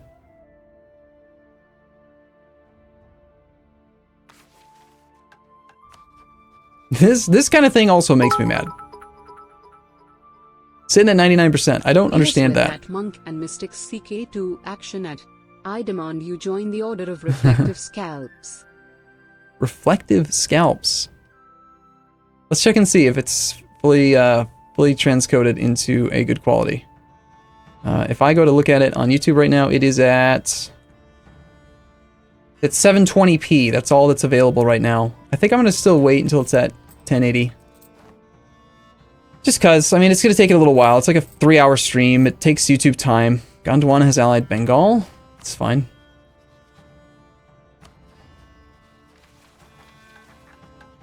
So many wars that I wanted to declare and I can't declare them now because my subjects are stupid. Scotland pays Brittany war reps and Scotland will cede colonial Caribbean to Brittany. Awesome. That's great. That means that Brittany now has these lands automatically. He's got 1, 2, 3, 4, 5, 6, 7, 8, 9. And then all we have to do is at some point in the future, we attack Denmark and we make sure we transfer that to Antilles. That'll give him a 10th province. Wait a minute. No, hold on. Was I doing my math wrong? He's already got 1, 2, 3, 4, 5, 6, 7, 8, 9, 10. Never mind, he's already got 10. Awesome. All we have to do is full integrate Brittany then and we get an extra merchant. Beautiful. BEA beautiful. His capital's now back up in Aberdeenshire. And we're waiting for a claim on Portugal. Portugal's colonial nation, that is. Here goes our truce. This is when we should be declaring. Ming wants access. Aha, very funny. No. Just stay up there suffering attrition, please. He's got to siege every province. Every province.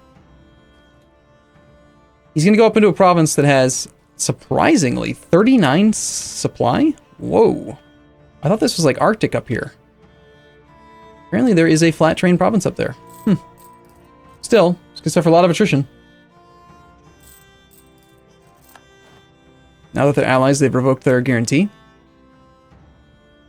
Okay, Ming, let me rival you. Mitsumisaraka has also given up on fabricating claims. He's decided he's got enough land now. Are you like a diplomat now or something? Administrator. Less prone to war unless it furthers their trade interests. So what do you guys think? I want to get your feedback on this because I mentioned it, but I don't actually know. Is it worth spending extra mana on an integration policy? Yes, it is, but we will turn that on at the last moment. There's absolutely no reason to have it on now. We have to keep the policy on for 10 years, but you can turn it on as soon as you have enough points to complete the integration, and it applies retroactively. So you just turn it on later, and that way hopefully I spend less time with it on Forgotten, and more time with it on while I'm integrating the next nation. Because as soon as we're done integrating Maldives, we are going to start integrating somebody else as well, at a slower rate, because we're not going to have quite as much diplomatic reputation. But, let's see, poll, new...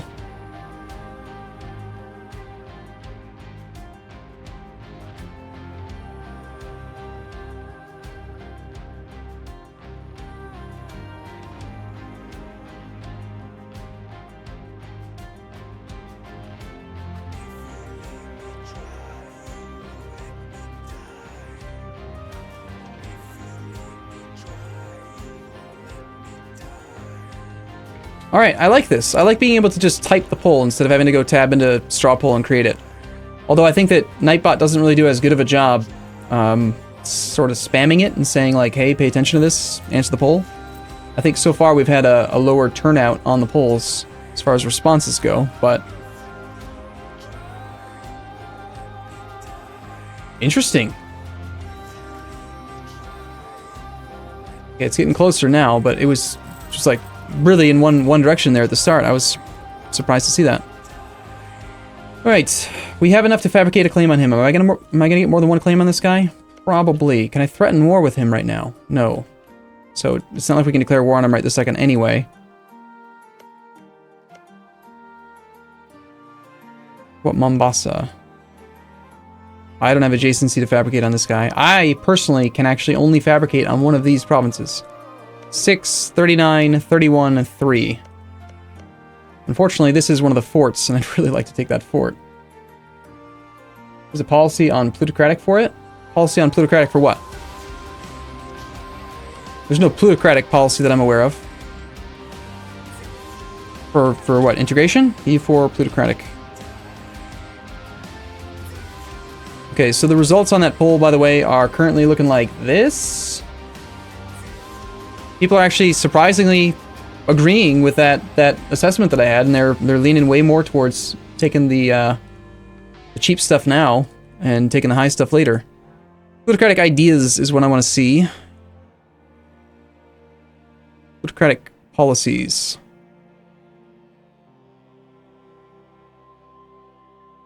We're saying there's something in plutocratic. You have to be like a merchant republic, though, to have plutocratic, and I'm not probably going to even have that opportunity.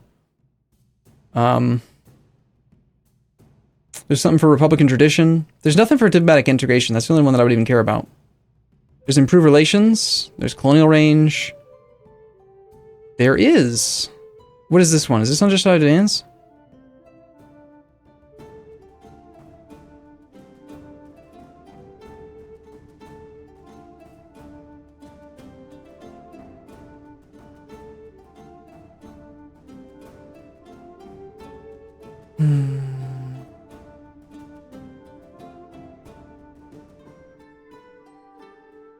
There's improved relations. Global colonial growth. Yes, there is. You're right. The Full Sovereignty Act. I totally forgot about that one. There's another negative 10% diplomatic annexation cost policy you can turn on if you have influence plutocratic. Interesting. To be allowed to get plutocratic ideas, though,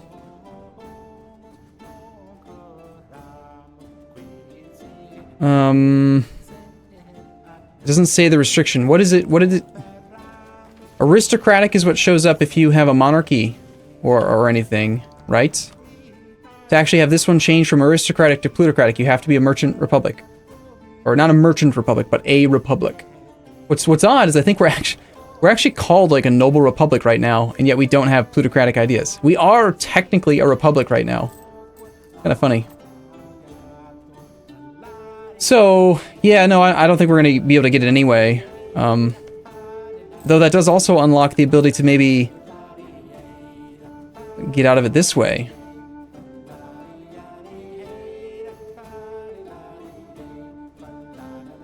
Odd.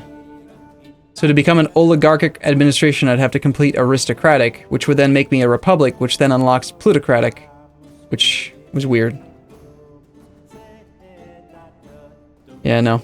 I think we just ignore the fact that that policy exists. This fort is really hard for me to pass up.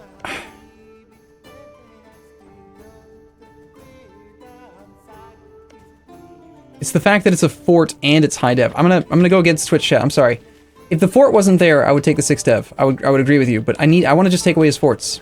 Makes all future wars so much easier against them when they have no forts. I love stealing forts. Are you? This is a. Oh, this is his cap. His level 1 fort. He's just sitting up here suffering attrition. Ottomans have declared on Ethiopia. Okay. I don't think we need that diplomat there for the moment. Don't you hit a cap in regards to annexation reduction? Yeah, you can't go negative, for example. But I think it's like negative 90%. In theory, if you're France or Nepal, I think, and if you went influence, administrative, plutocratic, you turned on all the policies, and you had the lucky random event, which requires you to have 3 subjects, all subjects happy. At least 3 subjects with all subjects above 125 opinion, and have less than 10 liberty desire, and it's on the 3-year pulse. It's like got 200 other events that it's got to compete with. So it's very unlikely. But in theory, you could have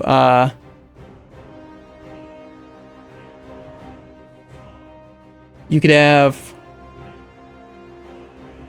0.2 plus 0.25 plus 0.1 from the other policy plus 0.15 from the event is 0.7, and then like EU4 France. Their ideas, I think, give a reduction.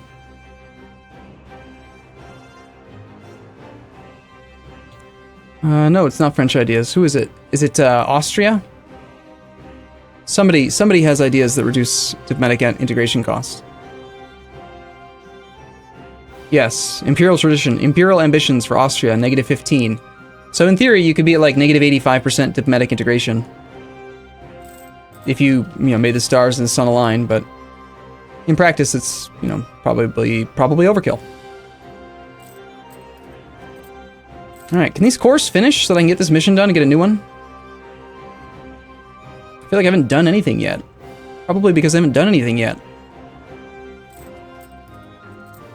You know what's really weird? Okay, you ask... Okay, there's the peace deal, finally. You ask about the going revolutionary.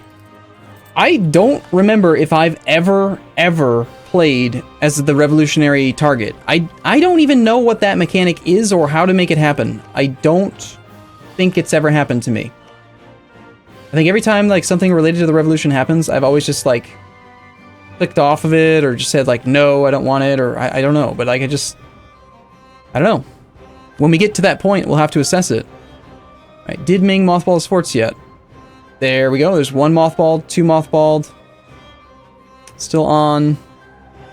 Still on, still on. One more mothballed. So he's mothballed a bunch of them. His army is still up there. He is really far away from stuff. Let's, I think we declare war on Ming now.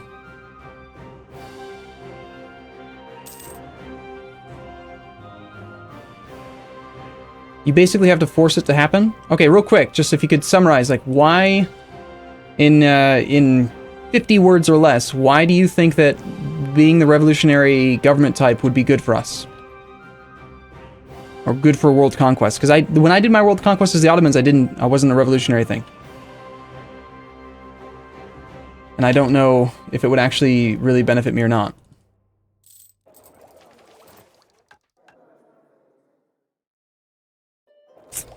Ming is on Tech 19, I am on Tech 19. We could take Mil Tech 3 years ahead of time. It wouldn't be a horrible waste having better military tech over him right now. How many pips do we gain on the cannons? It's 4, 5, 6, 10 pips versus 12 pips. We gain an extra offensive fire and offensive morale. Those are two very good pips for cannons. Considering that military points can only be converted into land via seizing colonies, and the only... I don't think I've taken a single military idea group. Like, it's just for rolling generals and stuff. Should we just take it? Or do we even need it to beat Ming? We probably don't. I don't think we do. It would be nice to have. Infantry fire plus 0.5 is massive. Massive! Alright, Twitch chat says, Revolutionary gives massive military bonuses, but you lose imperialism, and you don't want to wage war score from battles in late game with Revolution CB.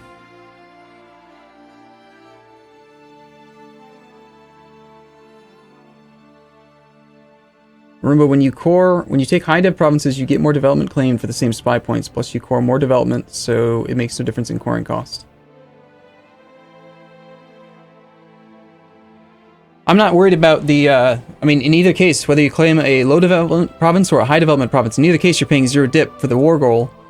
I'm talking about, if I took this land and cored it right now, the total coring cost is going to be 78 times 2, because this is the territorial core, so that's 78 times 2 is 156.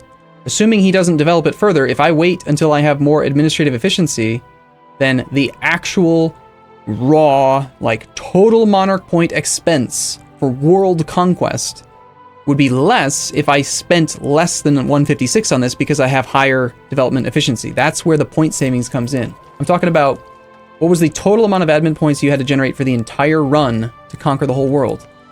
That's the argument for waiting.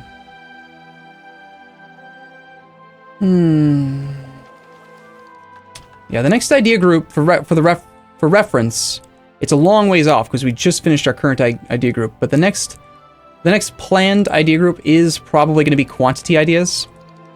We're never going to go for a quality army. That's not really part of the game plan.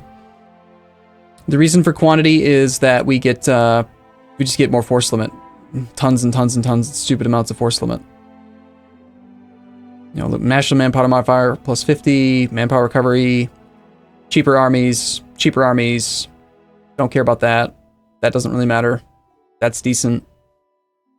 Stupid amounts of troops. It's probably going to be that.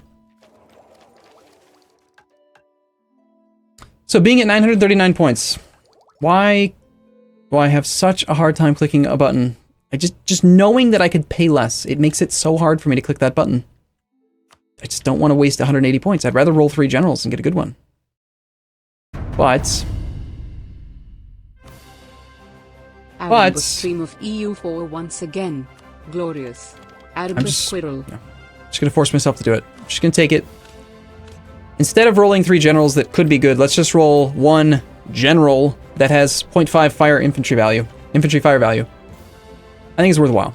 And we're just gonna smash the face off of Ming. Fully maintained, mothballed. Mothballed, mothballed, mothballed, mothballed, on mothballed. And that, my friends, is why we waited. Is that this war is going to go stupidly easy now. Unfortunately, having made that decision in hindsight, I probably could have gotten the Dhimmi a little bit more influential. Whatever, it doesn't matter. It doesn't matter. Let's just play. We'll declare using our subject's war goal so that we can give land to him and take land for ourselves. Easiest target for us to get our hands on is going to be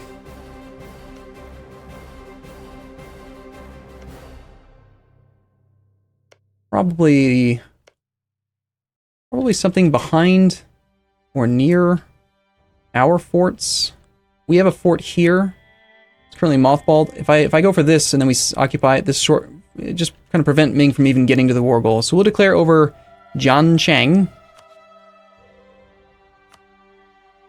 Before we do that, how close are we to finishing these cores? Can we maybe pick up a new mission before that happens? If we just wait 1 more month, we could have a new mission, and that new mission might be like take a province from Ming or something. Your mission availability is not very good when you're at war. Like the number of missions that are presented to you are different. Flippits, 4-month resub. Thank you for your resub, glorious. Oh, look, a squirrel. I think we wait the month. I do think we wait the month. Except we can't spy on Ming if we're going to have our diplomat back in time. I'm going to turn this off. I don't care about your policies. Just shut up. Stop telling me about policies. You guys can turn them on and off all you want. Doesn't matter to me. Leave me alone. Aragon is May of 46. Milan pays Lüneburg war reps.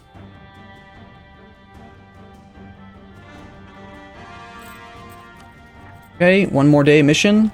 Diplomatic reputation. We got colonized Lombok. Sure, colonial enthusiasm is a nice thing to have. Remove Potawatomi. Let's try this real quick. See if we can trigger another couple missions to show up.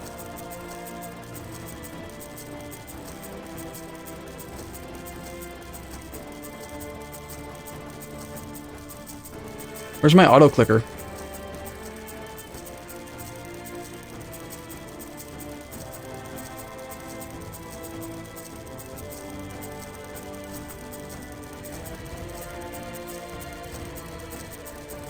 I don't think that any other missions are going to show up, but I want to try. Just recently, I think when I was playing at the end of my stream by myself last night, I did this and I triggered our manpower reserves need to recover mission. Yeah, I already did it recently. Otherwise, that mission should have popped up right there. So you queue up all of your men, you get rid of them all, and then you just right-click, turn it all back, get them all back right away. And then you instantly recover your manpower. We'll take the colonized mission.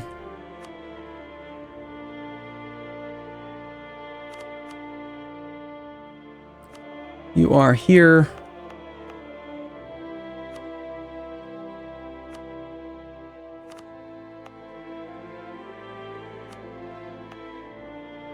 Come back from there. We'll get the colony going. Confirm that the mission's still that right one. Yes. We'll wait a day.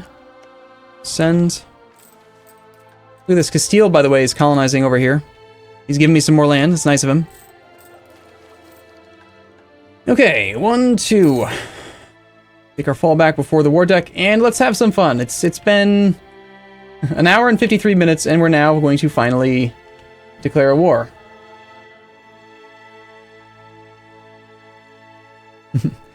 I hope that the people who are in chat are not too upset with me. You guys are still having a good time, right? It's not like you're like not entertained. You wouldn't be here if it wasn't entertaining, right? We have to wait till the 4th because I accidentally sent my diplomat to him, but that's not going to affect our ability to get onto forts, I think. So we decided we were going to declare over Jiangchang. It's a shame he's not my valid rival.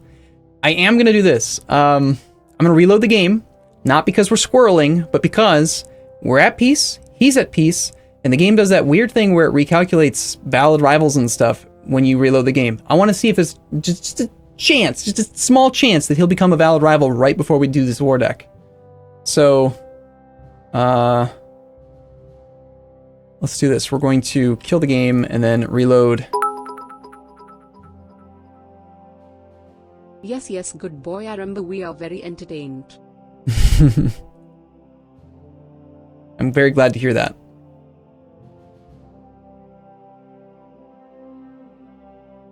Once again, I also want to just take a moment here to thank everyone who has been for the last number of months taking the time to sync up or link up your Twitch account with Amazon. Just be aware while we're waiting for the game to load, if you have Amazon Prime, if you are a person who has Amazon Prime and you watch Twitch, just be aware. Are you aware that you can once per month you can subscribe to any channel you want for free? It is a thing you have to do manually every month. It's not automatic, but like if you have Amazon Prime and you haven't done it yet, there should be a link in the chat right now. You can just do it. Just because you like me, you can help me out. I mean, why not, right? Doesn't cost you a penny. If you already have Amazon Prime, you might as well do it. Just take the time. Or you could go get Amazon Prime because it's awesome, and then you would have it, and then you could do it for free. There we go. There's 2 people. The more you know, right? You probably didn't know. Now you know. So every single month, if you want to, it's just one freebie you can do. Doesn't have to be to me, but it should at least be to somebody. I mean, when Amazon bought Twitch, they apparently decided to make that a thing. So we still have to wait 3 days until we're allowed to declare on him. Hopefully, we can be valid rival. Are you going to become a valid rival, please? This mission exploit would be easier if you make a template for that in Macro Builder. Oh gosh, yeah, you're right. Thank you for that. Let's just actually create the exploit template. That's a great point, Eversome. Exploit. All the infantries. Of course, it won't try to work if you don't have enough, so it has to be like... Just do 100. So let's just try it. What have I done? Oh no. I let it use 100 provinces. It used all the provinces. Damn it.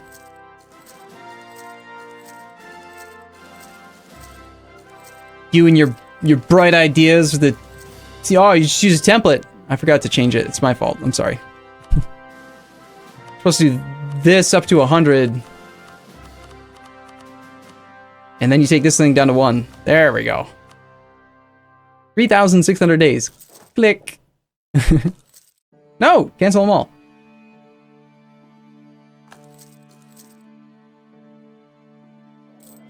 Amazon Prime not available in my country. So, thank you, Bad Banana 041 and Minty83 Crunch for using Twitch Prime to do the things that I was just talking about. Alright, come on, give me a rival. One day. No. Valid rival? Not a valid rival. Damn! Come on, be my rival. Alright, no more procrastinating. We're going to war.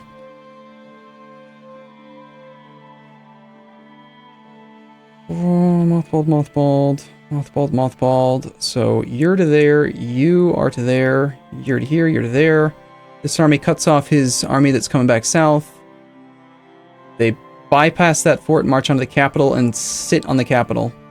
One troop there to take that fort, and we'll probably not make it to this fort on time, but we will still have I mean, they're at this point, they're 2 levels obsolete anyway, so it having a depleted garrison doesn't really make any difference.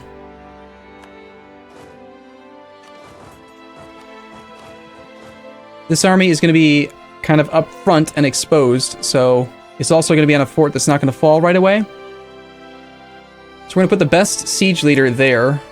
He is going to go to this fort, not via this direction, though. Actually, maybe. It depends. Can this guy even get there on time? No, he can't. Alright, you're going to go here. He also has difficulty getting there. Interesting. Take the maneuver general then. That'll get him there on the 1st of November. That will actually work. You are going to also go there, and then once you arrived as relief, he'll go to the next one. This army was going to here. Check arrival date. 28th is fine. This army is going to here. Should be fine. One troop is going to go to here. We'll send, since we're going this way anyway, one troop to there. Before his zone of control gets engaged, we'll tell everyone else to go through, and we want the best combat guy. Best combat guy, which is probably the 231, sadly. Or is it the 3131? We did just get infantry fire plus 0.5. I'm going to go with the 3131 because I like his siege pip. And I want that on Beijing.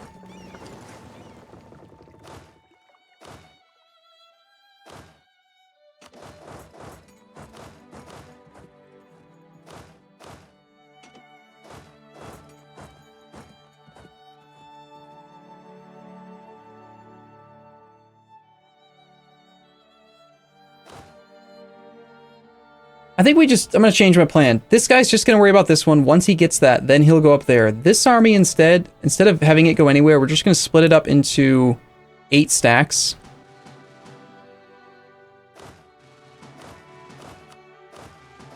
And we're going to use this as a carpet siege stack.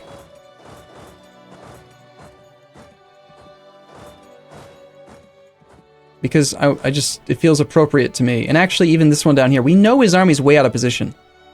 So,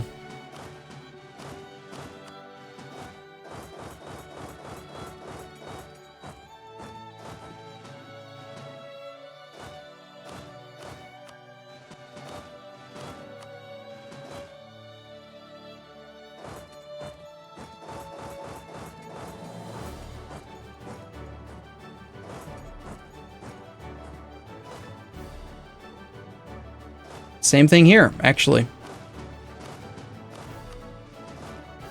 I do want to make sure that the leader is the one going there. He's still arriving on the 29th, which is actually the 31st. October does have 31 days in it.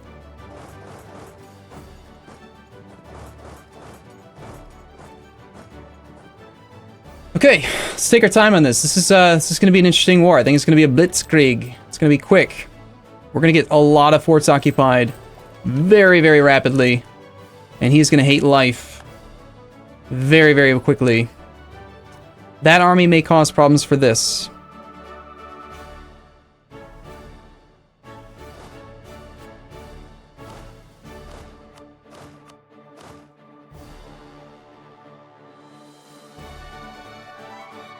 Oh wait, I said I wanted this 2 siege pip guy to go to that way. No, I needed the maneuver, that's why. Why don't we bring the 2 siege pip guy along then? And since we're doing that, we can take the 2-3, who's actually got 5 combat pips versus the 4. Yeah. Okay. See how this war goes. I don't like you. Causing issues for me. It's just 18 infantry. Can't actually overrun my army.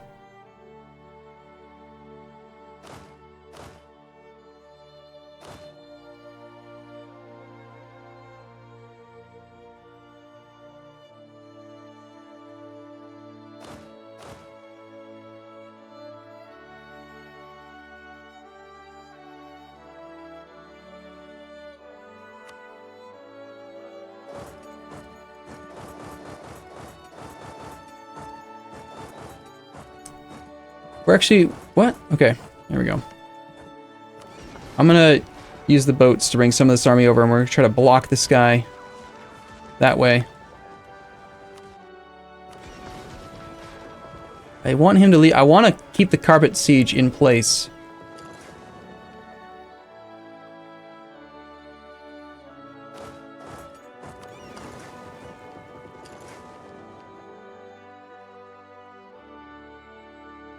Still arriving on time. That army is getting up there to do its job. We got 3 in the front row.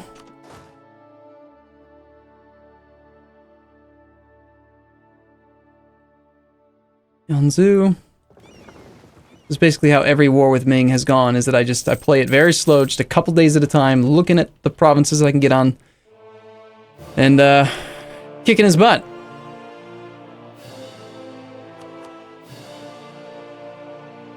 Subjects look to be fine. As soon as we dock up, I'm gonna send the whole navy back up this way, except not that transport, which can go protect in Hangzhou.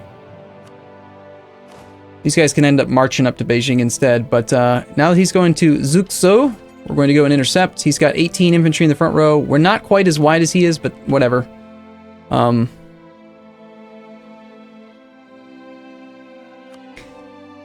I wonder...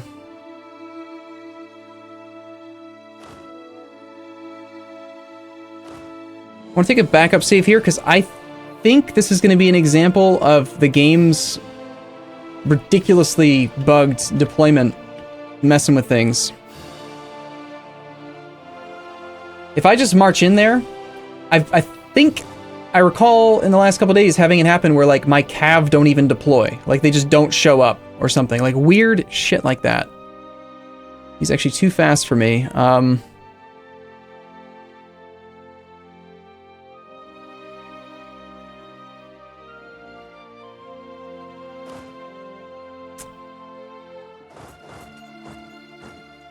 That's even if I... Well, maybe not if I forced march. Well, worst case scenario, we're just going to force march in and relieve this. He's not going to be able to overrun it. And he'll actually be crossing a river. No, he won't. Well, actually, he will, because he's got 0... Well, I have no general there. Is it going to take him 10 days? I doubt it. Well, let's just see what happens on the next date. Ah, yikes. He actually does have an army up here.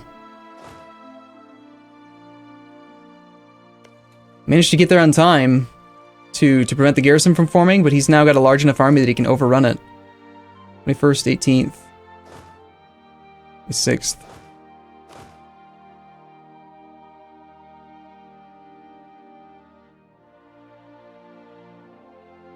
I think I can get back out if I forced march, but that means I'm going to miss out on this this mothballed fort. Damn.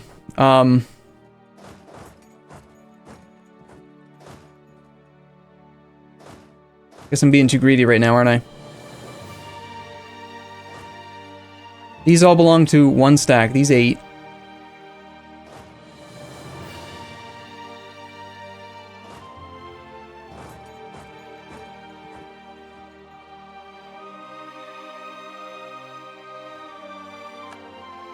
Yeah, even with forced march, we didn't catch him.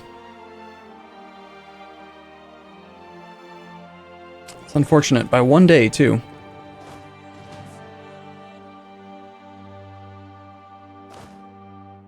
If I'd actually marched the whole army there, he might not have even tried to engage it.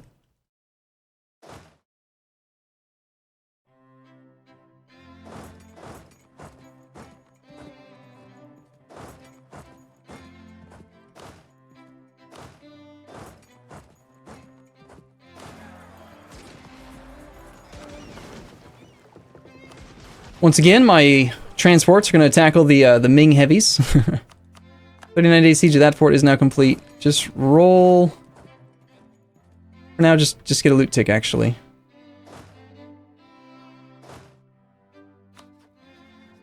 We'll start to spread out soon enough.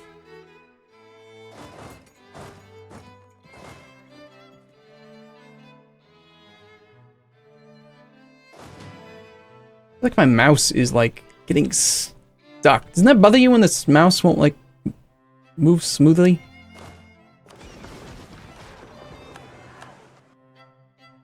Okay, we ended up winning that fight because we paid the Monarch points to get force march over there. This army belongs to the combat stack up here, yet he is down here and definitely causing issues in this area. So, I need you to move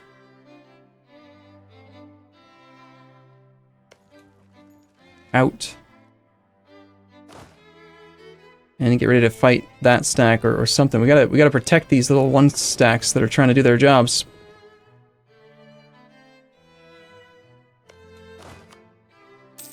Sorry, I'm not really paying a lot of attention to Twitch chat right now, but I'm deep into the Ming combat mode right now. Our 2 siege pip guy is there. We're losing transports here. We're probably going to lose more. I'm just going to guess that over the course of this war, we're going to lose like 10 transports. So let's just build 10 more.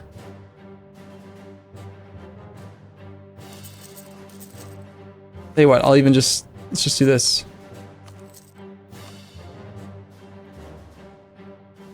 Ming sucks.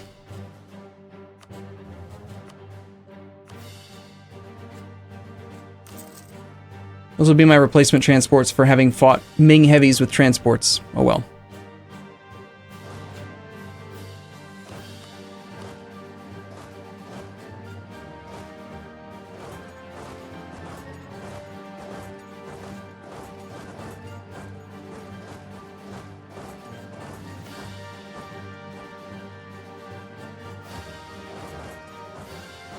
Stop being quite so greedy. Let's just have these guys...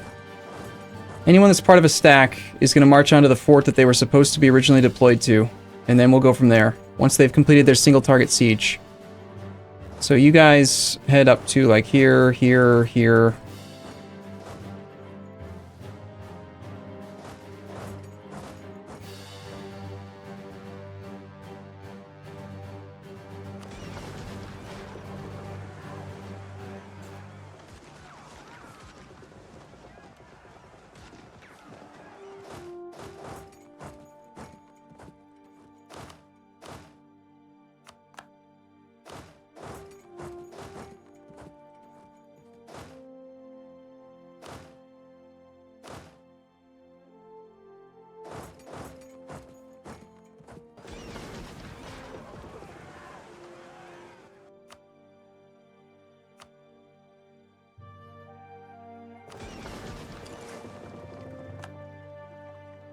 There goes 6 so far.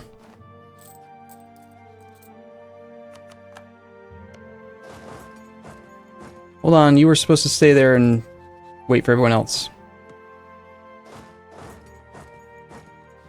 Which, if any, of my subjects are close to having debt? Probably none. Maldives, you don't really make much money. Senwi's losing money. Looks like Senwi gets to pay for the forts.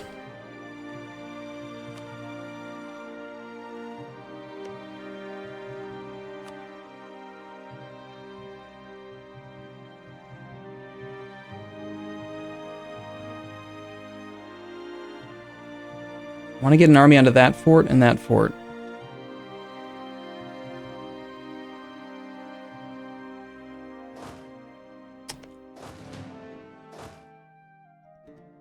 We're going to wait for the rest of his stack to combine back in before we move him forward, I think.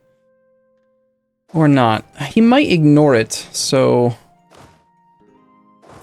Let's move forward a little bit more with that. We've got enough cannons here for a pretty good bonus. I gotta fix my mouse. It's driving me nuts right now. It's like there's like something... Ah, that's what it is. One of the pads is coming off. Okay, well, it's 2 o'clock right now. I'm gonna take like my 5-minute break here where I go grab a snack and we can keep going till 5. I actually have replacement mouse pads, so I'm gonna fix that real quick because it's driving me crazy. It's just like I've got this mouse here. I'll show it to you. Look right here. You see this? Yeah, like a pad. It's coming off. It's coming off. And so every time I try to move my mouse to the left, it's snagging. It's driving me crazy. Losing it, man. First world problems. So, all right, let's go grab a snack / lunch / bathroom break / soda break. I'll be back in a moment then. and we shall continue. So, I'm going to put a cut in here, and we're actually going to call this a separate session for the little thing later, but I'll be back in about 5 minutes, okay?